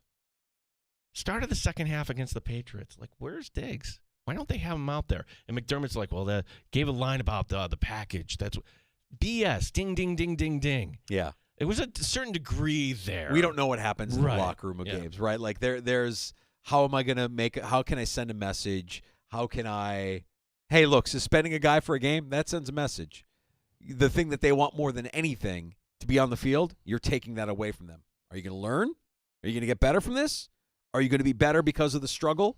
Because your choices got you in this position, and now you got to claw your way out. I've never wanted any part of Deontay Johnson. I don't want any part of Chase Claypool. I don't want any part of those guys. The guys that, again, there's another Tomlin guy, Claypool. Crazy. I'm having trouble looking at you today because it looks like you're wearing a red headband. All right, let me check the video stream. Yeah, you can watch the stream at the Fan Rochester. It's like doesn't look like he's wearing a red headband.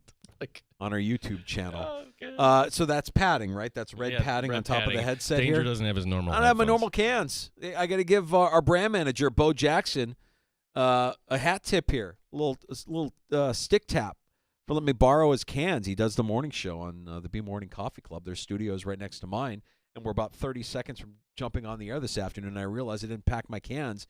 I unpacked my bag, my man bag from my travels earlier this week, and I forgot to repack my cans. So Bo with the assist in making the sports bar happen today, because I wouldn't be able to do it. Tools of the trade. How you building a house without a hammer? These are our hammers. We got to have them. It's tough. Yeah. It's tough. You wouldn't be able to. We should take some calls coming up next. What do you think, bud? 866-4FAN, 585-866-4326. Join us on the Good Smoke Barbecue and Pub Wingman line. That's 866-4FAN. And don't forget, award-winning barbecue from Good Smoke Barbecue and Pub, 135 West Commercial Street in ER, goodsmokebbq.com.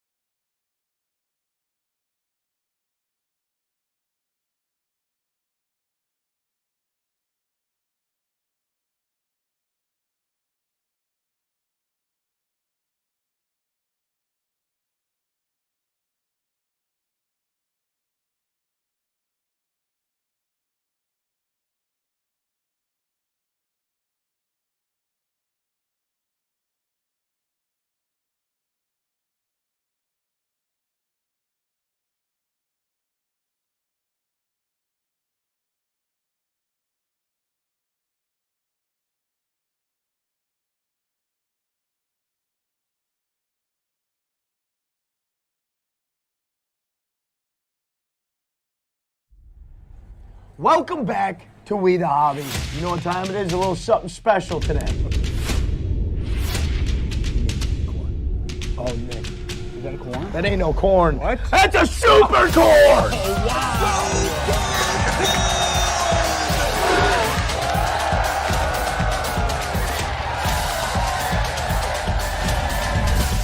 Visit us at 23 Arlington Street in Rochester.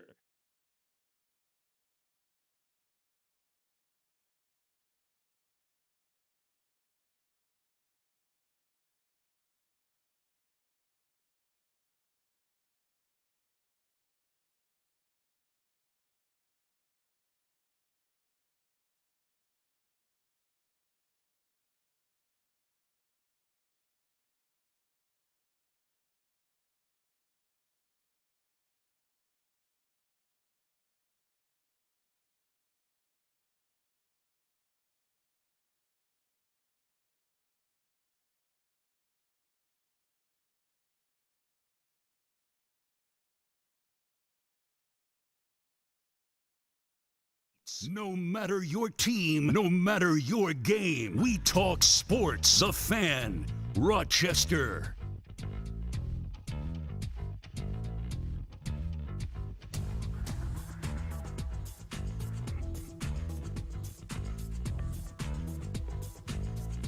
Back in the sports bar, Danger and Battaglia. Glad you're with us at 866-4FAN, 866-4326.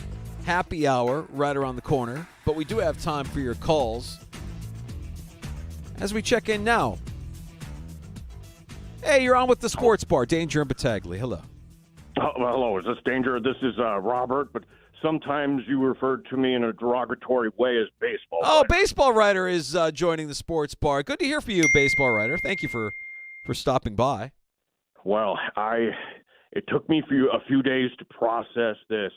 But, Danger, I am calling on you and all of your listeners to stop this travesty of an idea that this commissioner is putting forward. This cannot happen, bringing fun to baseball in such a way we haven't seen before. There cannot be the golden batter. Oh, so this is all about what we were discussing earlier here in the sports bar, the idea that Rob Manfred floated out earlier this year.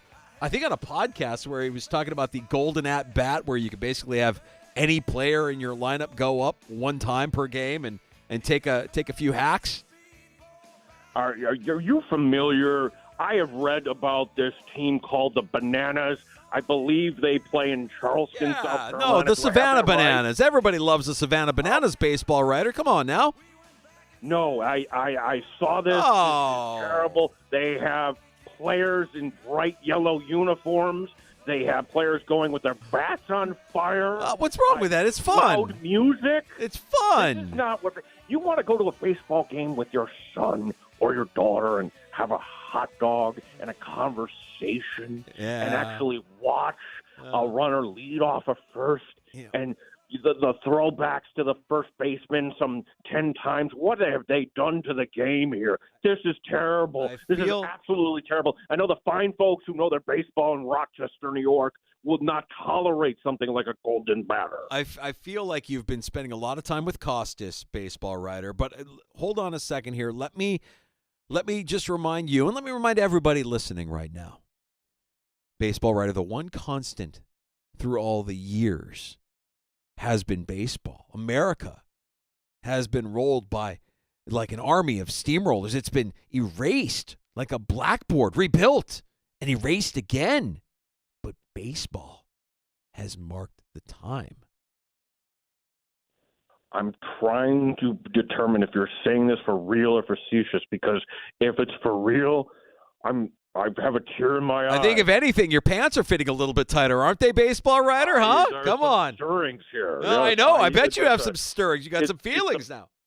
It's a speech unlike any other in baseball history, Dater.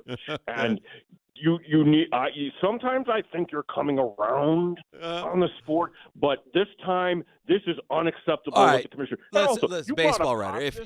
If we're gonna go against the golden at bat, if you're vehemently against this idea, can I throw some other ideas at you that might help Rob Manfred make decisions here to revolutionize the game, to continue to evolve the game? What are your thoughts on a 7-inning baseball game rather than 9? In minor league baseball for a doubleheader, yes. Is that what you're talking about? Minor league baseball doubleheaders should come back. Yes, I would think that would be acceptable. In the majors, no. What about no more walk-up music for players? Only yakety sax. Only this for players when they walk up to the plate. See, I thought you were saying something a good idea. The loud music, no more walk-up music. It should just be an organ. Oh, yeah, like right, Fred okay. Costello. You barely hear Fred Costello at the stadium anymore. Okay, all right. What if you can only pitch coming out of the bullpen if you're able to make it from the bullpen to the mound in stilts? They gave you a show. Do you consider this funny? Does your audience consider this funny? No, that wouldn't be the case at all. Okay, well, instead of relief pitchers with wild, like, long hair, rainbow-colored wigs underneath their ball caps. See, you're trying to incite me. It's not funny. It's not funny at all. Also, you brought up the name Costas. I heard when you and your partner, when Bob Costas was doing such an excellent job in the playoff series against the Royals, and he's trying to teach you some of the history. Shame on you that you don't respect a talent as great as Bob Costas. He's in the Hall of Fame. Where are you? I know, Mr. Danger. Just a radio guy. How about if when the team gets introduced, we let them come out of a clown car one at a time, but they all have to fit in the clown car all at once? I mean, these are just proposed changes. If the golden at-bat is proposed, can we get some of these other changes into the game? How about we have a full 3-hour show about the selection process for the Hall of Fame? That's what we should really do. Ichiro Suzuki is going to. Who else should be in the Hall of Fame? You would get so many more listeners to your show if we had this debate. I know. We should spend more time talking about the history of the game. But like I said, baseball writer, it is the one constant through all the years. It's been baseball. It reminds us of all that was once good and could be again. Okay, baseball writer's breaking character. Thank you, baseball writer. We appreciate you coming into the sports bar. That'll do. When baseball writer breaks character, it's time to eject. Baseball writer's always a treat when he comes by. Yeah, the golden at bat rule that Manfred is kind of floating out there, it is kind of slowly making its way into the conversation. I just have a feeling a lot of people that take the game very, very seriously are going to. Oh, hey, Gene, welcome back. What did I miss? Extended bathroom break? Yeah, a baseball writer called in. I can't believe you missed baseball writer. It's too bad. It's too bad. He had a lot to say about the golden at bat. Not a big fan. I'm shocked. But I think me reciting lines from Field of Dreams got to him a little bit. I think we calmed him down. We got him off the. I heard that part. You didn't do it in the Saul voice, though. Oh, I'm sorry. It reminds us of all that was once good and could be again, except Ray is very mean to me. He threw my daughter down the stairs. Ray is very mean to me. I ran to first base and I tripped on the bag, and he kicked dirt in my face and it scratched my glasses and I couldn't see. Damn it. Yeah, you're right. Next time baseball writer calls, I'm going full Saul Rosenberg in Field of Dreams. Amazing. Yeah, I mean, if you're going to do that, you might as well just add a bunch of other enhancements and rules to the game that nobody really is asking for. Just to make it more fun, more entertaining, maybe become the Savannah Bananas. That's it. Why not? Flaming bats, bat flips, tricks. Yeah, all of that. Fun. Rob, Shorten the game, too. This is an idea that generated a lot of buzz. How could it generate buzz? This is the first we're all hearing about it. Oh, Oh, you're talking amongst yourselves. Yes. Oh, yes. That's Hey, Commish, great idea. It's who it is. It's Smithers. It's that one ass kiss from the speech in 2020. 2020 was a year of challenges. Players, coaches, managers. Yeah, you remember the one guy in the background as he's getting showered with booze that starts clapping his hands to let the commish know, hey, commish, I got your back. That's the guy who's in favor of this. 2020 is going to be remembered. That guy. They're booing me. Oh, my God. What do I do? Thank you. 2020 is going to be remembered as a baseball season like no other. Our clubs, and especially our players, were presented with an array of unique challenges. Oh, God. What a time. What a time. I mean, the one guy in the background that's clapping his hands to try and, set the commish back on course. That's the guy that's like, yeah, that's a good idea. He can't say no to him. Can't challenge him. Won't challenge him. Oh, it's a good idea, Mr. Burns. Yeah, it's generating a lot of buzz. A lot of buzz. Everybody's asking for it now.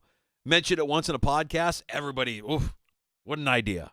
Revolutionary. I can confidently say most baseball fans would be against this. Gee, you think?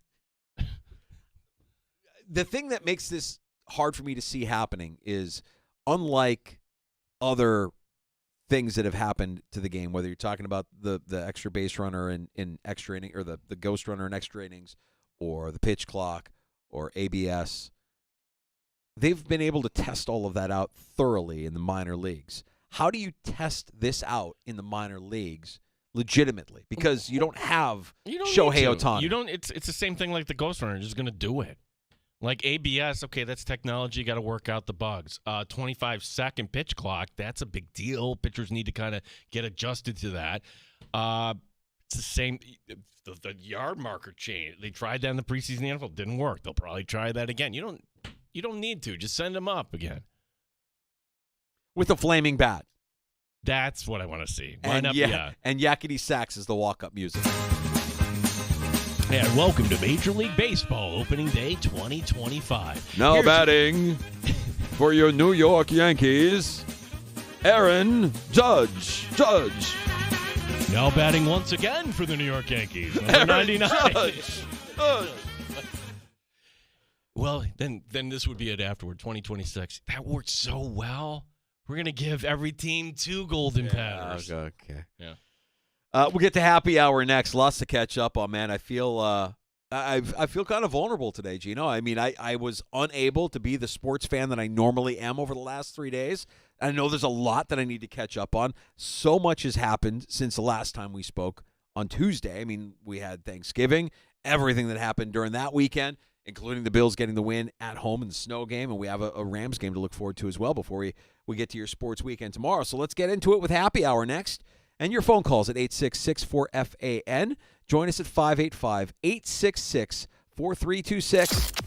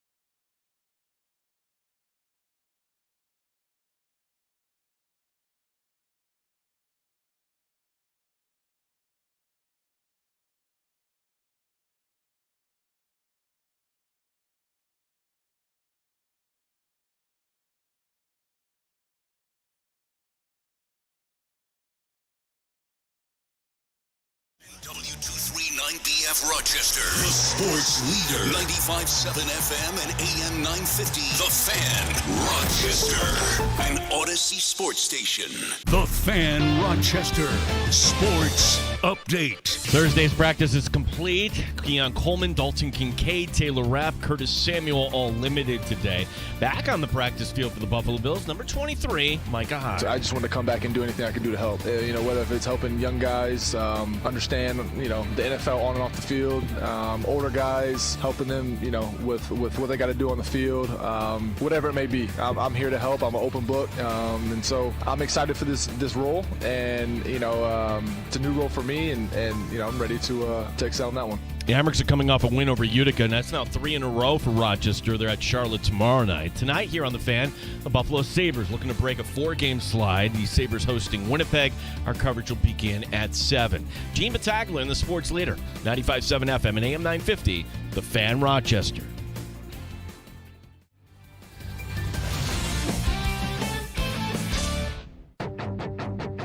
The Sports Bar with Danger and Battaglia. It'll be the return of Mike Danger. He's coming off a long break. He'll be happy and jolly, I'm sure. The holiday spirit. Buffalo, L.A. L.A. This is a Super Bowl team as of, a few years ago. So they've got some good young players that are good football players. I don't think the Rams are going to be able to stop the Bills. I think the Bills are going to be able to get in the 30s, and I think the Rams will be able to get in the 20s. I think this is going to be a higher scoring game. Obviously, the Bills' offense is just humming right now, and they're firing on all cylinders. I think they'll want to handle their business. Mike Danger. Feels good to be back, Gene. Not gonna lie. We're here. Let's go. Let's go! Gene Battaglia. It's a Bills team that has scored at least 30 in their last 6. And I know the Rams might be able to move the ball a little bit on Buffalo, but I also know that the Rams defense isn't going to put up much of a fight here. Do you like Buffalo in Los Angeles this week? 95.7 FM and AM 950 The Fan, Rochester.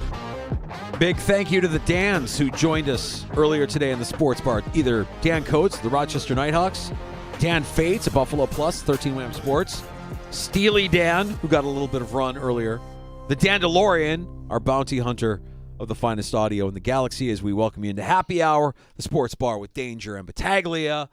Can we start with breaking news here? We have breaking news? Yeah. Ow!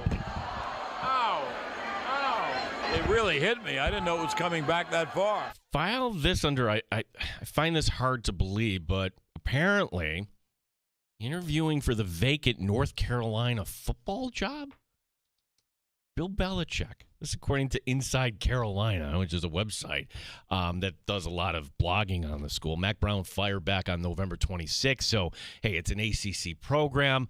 I can't imagine Bill Belichick taking a job at North Carolina. But what I do think this signals is to every NFL team, hey, I'm going to interview, and I'm interested in coaching somewhere next year. Mike Danger, please bring in my box of wine I was going to ask you if this changes, because I believe the bet was NFL team, not college team. You're not going to get off on a technicality. No, come on now. This is not the same thing. If he's coaching an NFL team, I'm a man of my word. I will bring in the box of wine. You will win the bet. If he's coaching the Tar Heels, sorry. He can't coach the Tar Heels. Yeah, but I think your motivation there is exactly what you said, that he's just letting the world know, yeah, this media thing is fun, but maybe I will take some interviews. I don't think he's going to be an NFL coach next year. I don't think it's going to happen. You're not changing your mind. Nope. Not changing my mind. Not because Bill Belichick doesn't want to coach, because if he's taking interviews with Carolina, yeah, okay, he wants to coach. I don't think NFL owners want to hire the guy. Well, maybe some, but he has certainly gone through kind of a nice PR kind of cleansing, right? Everybody loves the guy now. He's charming. He's insightful. He can tell you about some teams. You should take an interview for Bill Belichick. If for nothing else, listen to him tell you what he thinks of your organization. Maybe you learn something. Part of me wonders if he'll get the job in Chicago. Danger. Don't laugh. No, I know. They should. They have to unearth every opportunity, every possibility. All I want out of that head coach in that situation somebody that's going to work and get the most out of the quarterback. That's it. That's all I care about. You didn't know part of the bet was this. Like Bill Belichick coming back to the NFL, I'll concede that. But if it was with your Chicago Bears, that's 2 boxes of wine. That would be 2. You would be like, literally, you would have to do. And you know what? You would love it. You would come around, and all of a sudden you become a disciple. It would be so. I wouldn't be excited about it. You know what? Speaking of his disciples, you know who else is doing media now? I couldn't believe it. I saw it this morning while I was on my dad run on the treadmill. You know, Matt Patricia's doing some media stuff for NFL Network. Oh, really? Matt Patricia right there next to Manti Te'o on Good Morning Football. I'm like, are you kidding me? Matt Patricia, baby. Matt Patricia's got a personality we didn't even know he had. He's making a little media run there, getting some media love from the NFL Network. If he doesn't have his disciples, what does he have? And even if he does have his disciples, what does he have? In the NFL, I mean, he was able to do it for a very long time, very successful, and he had really good pieces around him that made him that way. You mentioned it earlier when we were talking about Aaron Cromer. Is that team the same team if they don't have Dante Scarnecchia for all of those championships, their offensive line coach? I don't think they are. Can he replicate that success without some of these pieces? Well, he wasn't able to do it without Brady. He wasn't able to do it without McDaniel. He wasn't able to do it without Scarnecchia. All his guys are out doing their own thing. Maybe you can reunite a few of them to come back and work with you, but I wouldn't be excited about it. Going back to your argument, and this is not ageism. I just want to point that out. But it's a question you have to ask because this is such a demanding job. Like the energy level for a 73-year-old Bill Belichick. Can he the bring rules that we us mortals have to play by, like we can't discriminate for age. We can't discriminate for race. We can't. NFL owners are above all of that. You know that, right? Like there are rules in place that they have to follow in order to make sure that they give the appearance off that they're doing their due diligence and they're not discriminatory, racist, bigoted POSs that most of them are. So why wouldn't ageism fall into that? Correct. Yeah. Correct. Even a dinosaur like Jerry Jones would have to question, does he have the energy to coach this football team? Jerry Jones would have to ask that question. Yes, age is going to be a factor here. I don't think he's coming back. I don't think the NFL owners are going to give him. And the reason why I say it is because only one gave him an interview last year. One. All of a sudden, he's going to become a hot coaching commodity again. Look, if the Bears interview him, great. For the reason that you cited, tap into his brain a little bit. That's it. Maybe if he does want to coach, maybe it is college. Maybe he should coach college. Try his hand at that. See if the risk there if he wins. What's the risk reward in college? The good news for him in college is a lot of these programs don't actually have like a GM, and his experience of being an NFL head coach and GM might actually make him better positioned to be a college head coach. Yeah, I'd be like, well, I know what it takes to get drafted, and you come here and just give us a 1-year commitment. NIL is such a big part of this too. Like we talked yesterday to John Wildhack, and did 9-3, but it starts all over again. If you think the NFL, college has never been more transient than it is right now. No, it really has. That was a massive win, man. Who had that coming? An upset of Miami? Now, Wildhack took the position that it's the wrong call to put Alabama in over Miami. Okay. Couple thoughts, right? You're Miami. You have a quarterback that's going to receive Heisman votes, and you elect to kick a field goal? The hell are you doing? You deserve to. They never got the ball back. That was terrible coaching for Miami. But do you ping somebody because terrible coaching or because, the loss to Syracuse, I'm not so sure. The deal is this, Danger. Hey, if you don't get to your conference championship game, quiet. Right. And you could say, well, Alabama didn't get. I understand that, but they're Alabama. Those losses are. Look at the opponents they lost to and tell me if there are any opponents on Miami's schedule that rival the opponents that Alabama lost to. Vanderbilt. Vanderbilt's a terrible loss for Alabama. Yeah, so if that's your bad loss, but your other two, come on. I mean, I'm not going to say that they got it right or wrong. I mean, is Ryan Day still employed, by the way? I might have missed that. Is he still coach of Ohio State. Yeah, They're going to hold on to him through the. Well, it's funny how the world Can't flipped. keep Like losing to Michigan. Michigan can't beat Ohio State. Yeah, it's kind of flipped. There, You can't keep losing to Michigan if you want that job. Yikers! I mean, it's just one of the so many storylines from my time away. all I right, feel so like I need to get caught up here, Gino. Well, the personal story is, and I've shared this detail, is that my brother actually lives on Dangerous Street. Your more successful, better-looking brother. I'm not going to dispute that. My brother is the chief of the North Greece Fire Department, and I'm talking sports for a living on the radio. You're a radio guy. Yeah, like honestly, like he's saving lives, and I'm doing this. And he's cooking dinner, and his wife. So we're going over there. I'm not even cooking dinner. So I'm the freeloader. What kind of turkey? How do you do the turkey? Oh, it's traditional. He's not threw it in the oven. Yeah, threw it in the oven and dry. Come out dry. Oh no, it's a fireman. He knows what he's doing. He knows right? what he's doing. Knows how to manage heat. Yeah, good. So we're finishing up and. Oh, my gosh, I don't need to go over the 32 seconds. The 32 seconds, 13 seconds. You have now your game with seconds. Yeah. That happens, and then the question goes to this. And my family knows. They listen to the show. They know about you. They know you live down the street. Both of my kids, and this is the world with the cell phone, they're thinking, let's create some content.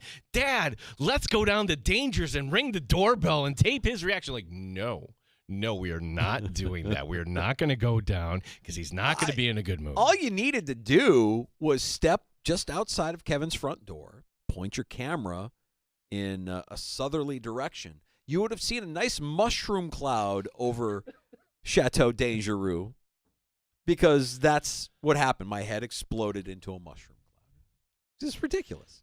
And going into that game, I might have said it on the air. I can't remember, but going into that game, I remember thinking to myself, it would be unconventional for them to fire a head coach in the season because they've never done it before. But if they lose to Detroit in spectacular fashion, whatever that looks like, they will fire this coach. He will be done. You're not going to lose another game in spectacular fashion. So if they lose to Detroit on Thanksgiving in spectacular fashion, whether that be by blowout or obviously the way we saw it, he's going to lose his job because they've got this extra bit of time here before San Francisco where it's not a bye, but it's kind of like a mini bye. So enjoy that and make the most of that time and fire your coach. And they did. And I'm happy about that. Now, I'm curious to see what it looks like the rest of the season. But for me, it's all about what they do with the quarterback and who they bring in to work with Caleb Williams. He's the only thing that matters. He's the only piece that matters. Okay, fire Ryan Poles. I don't want to see anybody lose their job, but if you fire Ryan Poles, fine. What are you going to do about the quarterback? Everything has to do with the quarterback. And if they don't do it that way, then there are reports today that Ryan Poles wanted to fire Matt Eberflus at the end of last season, and that ownership told him not to do that. There you go. Now we've got dysfunction. So yeah, but I don't really want to talk about my frustrations. This dysfunctional organization. I mean I was beside myself late Sunday night. Oh, I'm like, who is this man? Smiling and laughing with Scott Van Pelt and doing snow angels alongside his franchise quarterback. Sean McDermott is having fun, everybody. He's having fun coaching this team. He's lightening up. I mean, it's a different Sean McDermott that we've seen this season. It's like the light bulb went off. Like, hey, a team will mirror their coach, and the coach is uptight. Then the Chargers are, even though they had a 15-1 record, they'll lose in the postseason. This is the loosest team in Buffalo I've seen under McDermott.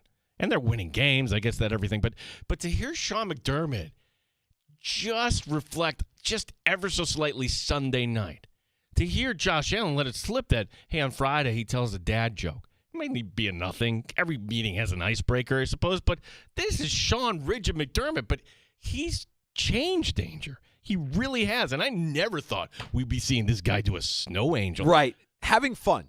The F word. And you'd hear it when you start playing sports as a kid, right? All that matters is that we're having fun. And when you get to be professionals, that conversation, no, you got to win. You're getting paid millions of dollars. We want to see a winner. Who cares about having fun? But Josh Allen is the kind of player that is going to go out there and have fun. Like, very rarely does it not look like Josh Allen is enjoying the game. I mean, to see his reaction to throwing and receiving a touchdown in the same play, not knowing how it was going to be scored, and his natural reaction, the true reaction, I love football. I mean, he says it, and you're like, yeah, he really does, and he's playing like he does. And Sean McDermott is now coaching like he loves football. And I think about how he came up and how his time in Philadelphia with Andy Reid was probably an Andy Reid that was a lot less fun than Andy Reid appears now. I mean, let's face it, Andy Reid go down as the best, if not one of the best head coaches of all time. And you could say at this stage of his life, at this stage of his career, he's lost all dignity, right? He's doing great googly moogly and you go get my nuggie, whatever. Yeah, like dignity gone. Not that he needed to do any of that. I mean, he wore those Hawaiian shirts every year at the owners' meetings. It's like, all right, well, Andy Reid's given up. He has no dignity, but he has a self-awareness and a self-deprecation, and he will still have fun with the guys. And to see Sean McDermott kind of embrace that a little bit, lighten up a little bit, have a little bit of fun. Now, we're saying this amidst a win streak. Everything could change if you go to L.A. and the Rams embarrass you on Sunday afternoon. I don't know that happens, but I do think that what we've seen out of Sean McDermott, this is the best coaching job he's done his entire career. Can we say that? We should talk about him for Coach of the Year. He's not going to win it. Should talk about him for Coach of the Year. Because when you look at, again, I was one of the guys that was not high on this Bills team coming in just because of the roster, how it was constructed, what was perceived to be a lack of talent, all of that dead cap money. It just didn't add up to me. And what I failed to take into account is a coach who actually now, I think for the first time, has everything that he wants in terms of his guys. We can discuss this too. Part of this is having Diggs out of the room. If you not have his guy. If you have an employee that is talented but is a nightmare to manage, but you've got to do that, and you have to think about this angle and that. Think of how when that player goes, you hear the phrase addition by subtraction. Yeah. At minimum, if the results aren't there, at minimum, everybody's feeling better about coming into work every day. At minimum. And if you're trying to build a culture, that's a good place to start. Hey, everybody's feeling good. Everybody's having fun. Good. Now let's start focusing on winning. And you could say that Diggs could have had that kind of impact. I mean, he's a hell of a talent, but clearly not a Sean McDermott guy. And I don't know, are there guys on this team that are that way? I mean, Keon Coleman is a rookie, and you're going to be able to mold and sculpt him as his coach in a way that we were talking about earlier. Mike Tomlin has always managed crazy in a way that when they leave Pittsburgh, you're like, whoa. What is this guy's deal? It was barely a blip, but I think it's worth pointing out that there was a little bit of a punishment for Keon Coleman. Week 3. Yeah. Like, he was late for a meeting. Hey, that's not unacceptable. That's perfect. Where you have other players, like, doing whatever on some of these teams, like, no, that's not how we do things around here. That's right. You'll remember that. Yeah. So you have to be encouraged by how that all is working out. Can I give you another take from this week here, Danger? And it's this. Spare me the Kansas City moxie crap. This is a team that knows how to win. And oh, my gosh, here's another unexpected, what are you doing, Raiders? Here's the win. Congratulations, Kansas City. I mean, that on top of the Tampa Bay overtime debacle, that on top of, hey, we just pulled one out against Carolina. Hey, the week 1 game, let's not forget about that, the toe out of bounds with Baltimore, not to mention a stupid block field goal. There are teams in recent history in the NFL. Look at the Steelers last year, Roethlisberger. They were 10-1. What ended up happening? Look at the Vikings a few years ago. Out to the Giants in the first round. Right. Stop with this. The Chiefs can be had here. I do think they're going to get tracked down by Buffalo. Well, it'd be a lot of fun to see what happens. And I think, yeah, when you're all said and done here at the end of the season, Buffalo handles their business here. You could even give them one loss, and I'd say, you know what, if 2 teams in the AFC end up with 3 losses and it's the Bills and the Chiefs, yeah, we got them. We're the 1 seed, right? We got the tiebreaker. Yeah, got the tiebreaker. Done. So I hear that. And man, I was watching that game at a family member's house on Black Friday, and I'm like, you got to be kidding me. I mean, everybody at this point when you watch a Chiefs game, you just know it's going to go their way, and when it does, you have the same reaction every time. Like, you got to be kidding me. Are you serious? Yeah, so we'll see what the rest of their season looks like here. But at some point, I think it does catch up to them. And the Bills, for their part, they have to go to L.A., and dispatch of the Rams here on Sunday afternoon. What kind of what percentage will be Buffalo? Because I remember how like the Niner fan base kind of took over that stadium. I'm going to say 50-50. 50-50 feels high to me. I feel like there might be more Rams fans starting to show up, if that's a thing. I don't know, but give me 40 to 50% Bills fans. 40 to 50%. And by the way, if it is up to 50% Bills Mafia, you don't think that's going to be an added motivator for the team? I mean, like they got to feed off of that more than anything. I never would have thought you would have saw, I don't know what the percentage was, but in Seattle of all places. Right. The 12 just dumped their tickets. They absolutely did, and they were taken over. Absolutely taken over. So the way it's been going this year, it's setting up to be a real special season. Clinching the division as early as they did, the plays and how they're happening. Josh Allen has had better statistical seasons than he's having this year. He's had better games than he had on Sunday night, yet he's winning awards. He's still the favorite to be the MVP. You could say that there's a narrative happening that this is being pushed out there. People want to say that there are other people that are more deserving. Joe Burrow is a better quarterback than Josh Allen and more deserving of the MVP award. Like, you could look at the numbers, you could watch the film, you could say that the play that Josh Allen threw to Cooper wasn't even a good pass, right? It wasn't even a good pass. The numbers argument, he's managing this team unlike we've ever seen before. The hero ball has been put to a minimum. He knows when to unleash the hero ball. Yeah. And when he does, it usually works in his favor. So that argument down the stretch here is only going to get louder. There are only going to be more and more people, national people, talking about how Josh Allen is not worthy of the MVP consideration, not worthy of discussion.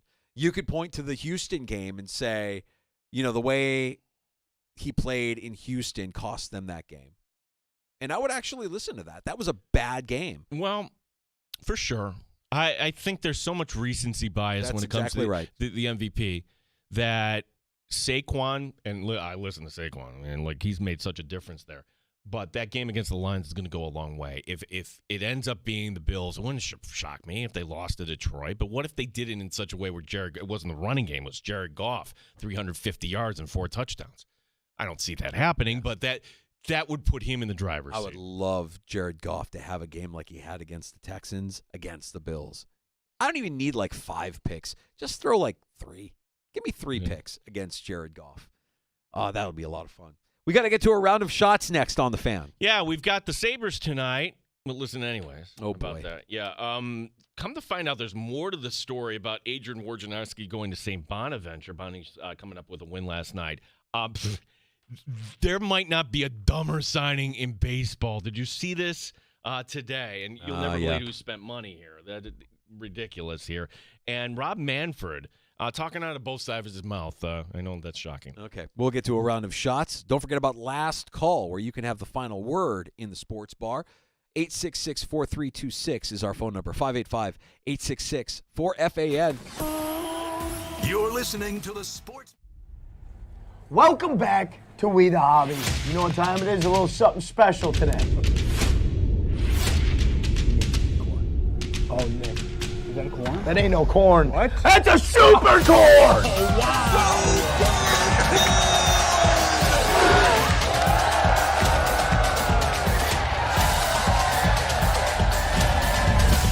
Visit us at 23 Arlington Street in Rochester.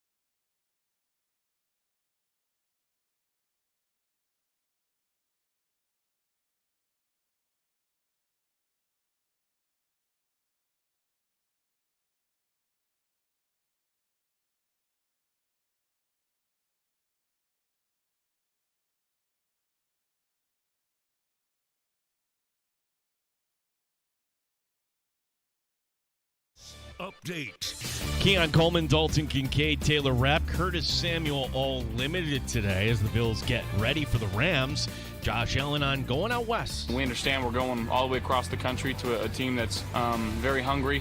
They've been playing really good football as of late. Their defensive line is one of the better units you'll see. They got a lot of dogs up front. I know they're young up there, but some really, really good players, some studs over there on their defensive side of the ball. Coverage Sunday will begin at noon here on The Fan. The Amerks back in action tomorrow night. They take on Charlotte on the road. The Amerks getting a win last night over Utica. Sabres tonight looking to break a 4-game slide, taking on Winnipeg.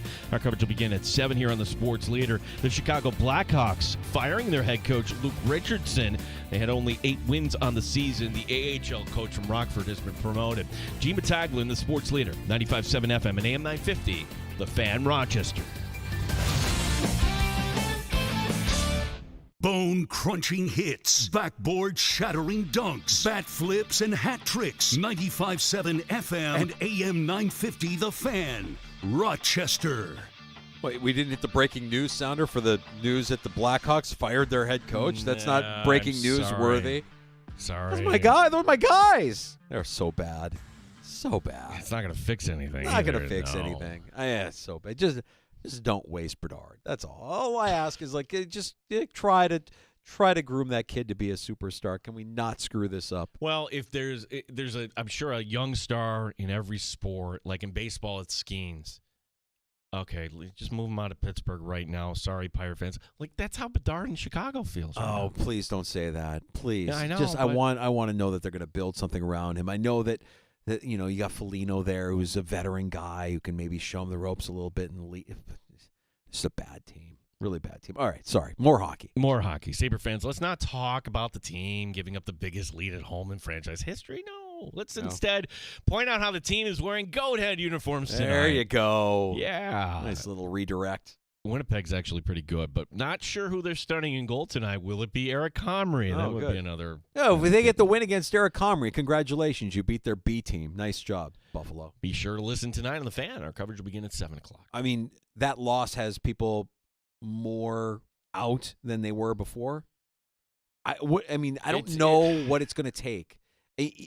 What will it take? Well, no. It's a silly conversation. We keep having it over and over again. It's not changing anything. Nothing is changing. When Adrian Wojnarowski left ESPN to become the basketball GM at St. Bonaventure, that caused a surprise. He had a quote: "Time was not an endless supply." Which that's absolutely true. We now know some context behind that quote. According to Chris Mannix, it was in March that Woj learned that he had prostate cancer. Oh, God. Everything's fine now, but he's got to do the quarterly checkups, of course. The Bonnies won by 17 at Bucknell on Wednesday. They're back home against UB on Saturday. Now, speaking of sports celebrities that appear to be under the weather, Randy Moss. Something right with the sunglasses? Well, his eyes were yellow, I guess, and he got a lot of people asking about it. And look, if that's what it is, and you can kind of connect dots there. I'm not a doctor, but usually, yellow eyes leads to some sort of liver issue. Right. So, Oh, gosh. No, please. Can't lose a guy like Randy Moss. Randy Moss is special. Yeah. I appreciate him as a broadcaster now, too. While we wait for Juan Soto to make up his mind, we have a signing that makes me and many ask, what on earth are they thinking? Luis Severino's leaving the Mets. The starting pitcher gets 3 years, $67 million from Sacramento, or the team that's going to play in Sacramento that they're just going to simply call the Athletics. Yay. It's the largest contract in terms of guaranteed dollars ever given out in that franchise's history. The fans in Oakland must love that stat. Okay. Wow. Where do we start with this? Maybe if you spent a little money on the team when you were actually in Oakland. Right. But this is unathletics-like. They don't usually go out and drop this kind of money on. Never. So what's changing? Are they actually going to try and put a winner out on the field? It feels like this is out of spite. It feels like the owner all of a sudden is putting up the double bird to Oakland for whatever it is. Well, Severino is the other good, angle, not great, I right? would you have all these options, and if you're just going to take the top dollar, okay, go pitch in Sacramento. Good luck to the Rays, who are going to be playing, outdoors in Florida this year in a minor league ballpark. Yeah, we're going to have games suspended because of heat or heat delays. And it's going to be a sloppy mess. If you thought, no, it's just going to be a sloppy mess. Remember the hubbub surrounding then Chiefs offensive coordinator Eric Bieniemy? Why can't this guy get an NFL head job? Well, I give him credit at the time. He bet on himself. He left the Chiefs to go work for Ron Rivera in Washington, but then that didn't work out. And then Bieniemy taking the job at UCLA, and now he's out there too. He was the OC, right? Right. Yeah. UCLA went 5-7, was just 3-6 in the Big Ten in their first year. Bruins averaging 5.4 yards per play. They scored just 18 points per game this year. I'll throw it out there. Andy Reid is a very good head coach. Next. Eric Bieniemy, I'm glad he bet on himself. Well, it's good that he bet on himself. Andy Reid is a good head coach, and normally this does work out. But you need now Bieniemy. If you're going to bet on yourself, you have to go out there and you have to prove it. You have to go out there and get some wins, and he hasn't done it yet. Now we're going to question whether or not Eric Bieniemy is actually worthy of the positions that he continues to find himself in. Finally, right here on our frequency on this station. This was back in 2015 when we had the Dan Le Batard show with Stugatz. Yeah. It was on that show 9 years ago. 9 times. That then, and still, Commissioner Rob Manfred of Major League Baseball, 9 years ago, 9 times. telling Stugatz he hates the idea for golden batter. What do you think? Manfred, you're wasting my time. Why? That's just a crazy idea. Really? That actually happened. Yeah. He was interviewed. So the idea of the golden batter has been out there for almost a decade or longer? Yes, and I think part of this is the Savannah Bananas aren't new. They've taken off, and I think they realized, hey, we can package a product and kind of put it out there. But the fact that this idea has been floating around here for the better part of a decade. And I don't like the idea. I don't like change. Now all of a sudden you do. Oh, okay. Well, you're right. I mean, look, I'm all about moving things forward, adapting, evolving, making the product the best product it can possibly be. When they announced the expanded college football playoff, you remember my reaction. I'm like, good, this is awesome. This is going to be fun. You push back on me a little bit on that. I don't want to bring it up. It might be a sore subject. I think it's going to be fantastic. No. Okay. You weren't here Monday. Maybe you were listening. I was not. I was wrong. I said it. What? Look, I can say I was wrong on that. Good. That's good. It's just sports talk. It's just fun, It's just fun. Yep. And look, you can't say this weekend right here. This weekend takes a hit. It does. If you're really excited about Boise State and UNLV, okay. Or I kind of look forward to Oregon, Penn State. I think that'll be fun. Aren't you like a Penn State fan watching that with kind of like a horror movie, your hands over your face and like, oh no, here's Franklin again losing. Right, yeah. But I think that'll be fun. I don't know why, but I can't get excited or wrap my brain around the golden at bat idea. It doesn't register with me. It feels so strange. Like if we had to say rule changes in any sport in our lifetime. Like the NFL wasn't until they didn't get the 2-point conversion until the 90s. Right. The college game always had it, and the NFL adopted it. Right. So that was a big deal. The NHL has had some rule changes. The NBA kind of getting rid of the illegal defense or whatever. There's been changes, but nothing this drastic. Actually, it's a new game, basically. The only thing that I can compare it to, you mentioned it earlier, was when the DH got introduced, right? And that was before our time. Right. It was in the early 70s. Yeah. So, look, we want this product to be customized to the way we want it. Ultimately, it's a business. If they feel like this makes the product better, then it will be so. If it makes them more money, obviously, it will be so. So don't be surprised if at some point the golden at bat becomes a rule. But the golden at bat kind of works for big market teams, but the majority of them. Hey, it's Cleveland against the White Sox. Oh, the White Sox are sending up their golden batter. more often than not, it's not going to register with Well, the reason why I didn't think that this would fly is up until this point, any kind of innovation to the game or change to the game has been tested heavily by Major League Baseball at the minor league level, but I don't think you can do that at the minor league level because you don't have any really star batters that you could say, oh, that's the guy we want for our golden at bat. Okay, can I float out a theory that I'm kicking around in my head? Let's go. The winter meetings are coming up Sunday. You have not one but two markets that basically, not literally, okay, but they're on fire right now. They're a total, absolute effing mess. Yeah. Vegas Stadium. Oh, my God, you're going to go play in the heat for 3 years? But what if that stadium doesn't get built? Tell us, Commissioner Manfred. Oh, my gosh, Tampa, it's so terrible. Wait, they're not going to build you a new stadium? Might you move the Rays? Tell us, because the fans in Tampa deserve more. No, let's not talk about that. Let's talk about the Golden Batter. It's almost like it's a pivot. Do you buy that? I do buy that. I actually do buy that. Yeah, this is not real. This is just, let's pivot off of these markets that are blowing up. You're right. It's a political move. These guys know what they're doing. They know how to manipulate the media. And you're right. With everything bad that's potentially going to happen this upcoming season with these horrible situations. Let's talk about golden batters. What it'll do to revolutionize the game. Gross. But I wouldn't put that past Manfred at all. We have last call next. If you want to join us, 585-8664-FAN is the phone number. We'll let you know who's stopping by the sports bar tomorrow afternoon to kick off your sports weekend. Here on the Fan Rochester. You're listening to the Sports Bar.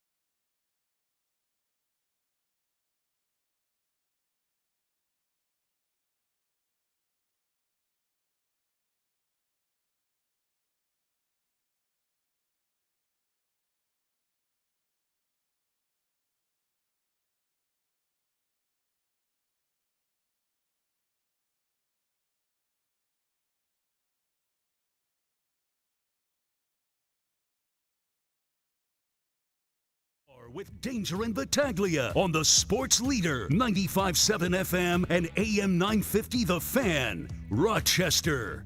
We understand we're going all the way across the country to a team that's very hungry. They've been playing really good football as of late. Their defensive line is one of the better units you'll see. They got a lot of dogs up front. I know they're young up there, but some really, really good players, some studs over there on their defensive side of the ball. So, and then you got one of the best quarterbacks to, in my opinion, play the game of football in Matt. So we got to be ready to go and ready for whatever they can throw at us. Bills traveling to L.A. to take on the Rams. Late window Sunday afternoon. You're back in the sports bar. Danger and Battaglia here on the Fan Rochester. Yeah, let's take your calls. We call it last call. Get it? It's a sports bar. Yeah, there we go. 866-4FAN. John in Rochester. What's up, John? Hey, guys, you're talking about McDermott. I'll tell you, McDermott and Tomlin, they're going to be Hall of Fame coaches, and it's ironic they were roommates at William & Mary, which is pretty cool. Wait, but you know, hold on. What are you talking about? Come on. No, You're just wait, dropping what are you these talking about? nuggets on us that we'd never heard before. You mean to tell me those guys were on the same team together? Yeah, you know that guy. You're the expert. No, I never. I don't believe I learned that from you. I don't believe you. What are you going to tell us next? I did. Are you going to tell us? I mean, seriously, tonight when I turn on Prime, are you going to tell me that the guy that has the long beard that's doing analysis in the pregame went to Harvard? Who are you talking about? Ryan Fitzpatrick. Oh, Ryan, my buddy, yeah. He's phenomenal, no doubt about it. Maybe he could be in the Hall of Fame. He played for how many teams? 10? And he had some unbelievable stats. Yeah. And he made a lot of money. What was his playoff record? Oh. Not many. But, you know, the game Sunday, I got to tell you guys, you had to be concerned early in that game with McCaffrey and Mason. They were carving us up. I was really concerned early in that game. John? And the key was McCaffrey getting hurt, and then Mason later on. It could have been a different game, but I'll tell you, I think we're going to run the table. What are your thoughts? All right. Well, John, you are always welcome to call. He's baiting us half the time. I wasn't concerned. McCaffrey did have a few runs. You knew he was going to have a few runs. Yeah, I feel like the Bills' defense, when they're at their worst, is bend but don't break. When they're at their worst, they'll give up those big run plays, but they were settling for field goals or field goal attempts. Name me the time this year the Bills got beat up over the top. I know of one play, and that was because you were having Cole Bishop out Houston, there. Yeah. Kyron Williams is a concern. I'd be concerned about Kyron Williams. Listen, the Rams will move the ball in this game. Bills cannot turn the ball. The stat that the Bills have gotten one takeaway in each of the games this year. That's unbelievable. Do they keep that going this week? I think so. Stafford still has game. He still plays at a high level, but he is also at a stage in his career where he can't be as elusive even in the pocket. So I do like the Bills' pass rush to get to him. Let's face it, when you're playing in the conditions they were playing in on Sunday night, you don't really have the ability to pass rush. I mean, it's hard. Your pass rush in those conditions is non-existent. So I think they'll be hungry to get after the quarterback a little bit more than they were able to in the snow game. Yeah, don't discredit, too. The Bills know this is L.A. Last time they went to L.A. 2 years ago, they put on a show. Yeah. It's like you're going to a stage here. And it's the Lions game in 2 weeks. And look, could the Bills get tripped up? Sure, absolutely. They could get tripped up in L.A. I don't expect it to happen. All right. Thank you, John. Appreciate the phone call, as always. That's our buddy John from Rochester, wrapping things up here with the last call at 866-4FAN, 585-866-432-6. That's the Good Smoke Barbecue and Pub Wingman line, man. I'm glad to hear them back on the Fan Rochester. Yeah, go and support Brian. Love the local businesses, and I think I'm going to hit that up this weekend. Ooh, unbelievable barbecue at Good Smoke, so appreciate that. Dan Coates, captain of the Rochester Nighthawks, joined us last hour. Dan Fates on daddy duty ×3. Girl dad ×3. We appreciate Dan for making some time for us with his busy family schedule this week. He joined us in the 3 o'clock hour. And if you missed either of those two conversations, you can get them now wherever you get your podcasts. Just search out the Sports Bar. You'll find all of our guest interviews and shows on demand. You can go inside the Odyssey app and listen back to any part of the show you may have missed. courtesy of Rewind. Let you go back and listen to any part of the show for the next 24 hours, Gino. We will be talking to Andy Barron's Yahoo Fantasy tomorrow. Optimize your lineups, although you better get your lineup all squared right tonight. This is one that you will be watching, Packers Lions. Yeah, I'll be paying attention to that one tonight and see what comes out of this game here in Detroit. Does Fates not want to watch Detroit games because of how scarred he is after the man purse incident? Keep the man purse in the car. It's a Lululemon. He won't even watch Detroit anymore. Great show today. Fun to be back in the sports bar. I'll be on CMF tomorrow morning for Tommy Tells It Like It Is in the break room. We'll give my prediction for Bills and Rams. And, of course, we will be back tomorrow afternoon with a new episode here on The Fan Rochester, starting at 3 o'clock. And our buddy Andy Barron's from Yahoo Fantasy at 3:25, as Gino mentioned. Have a great night. JR Sport Brief next on The Fan.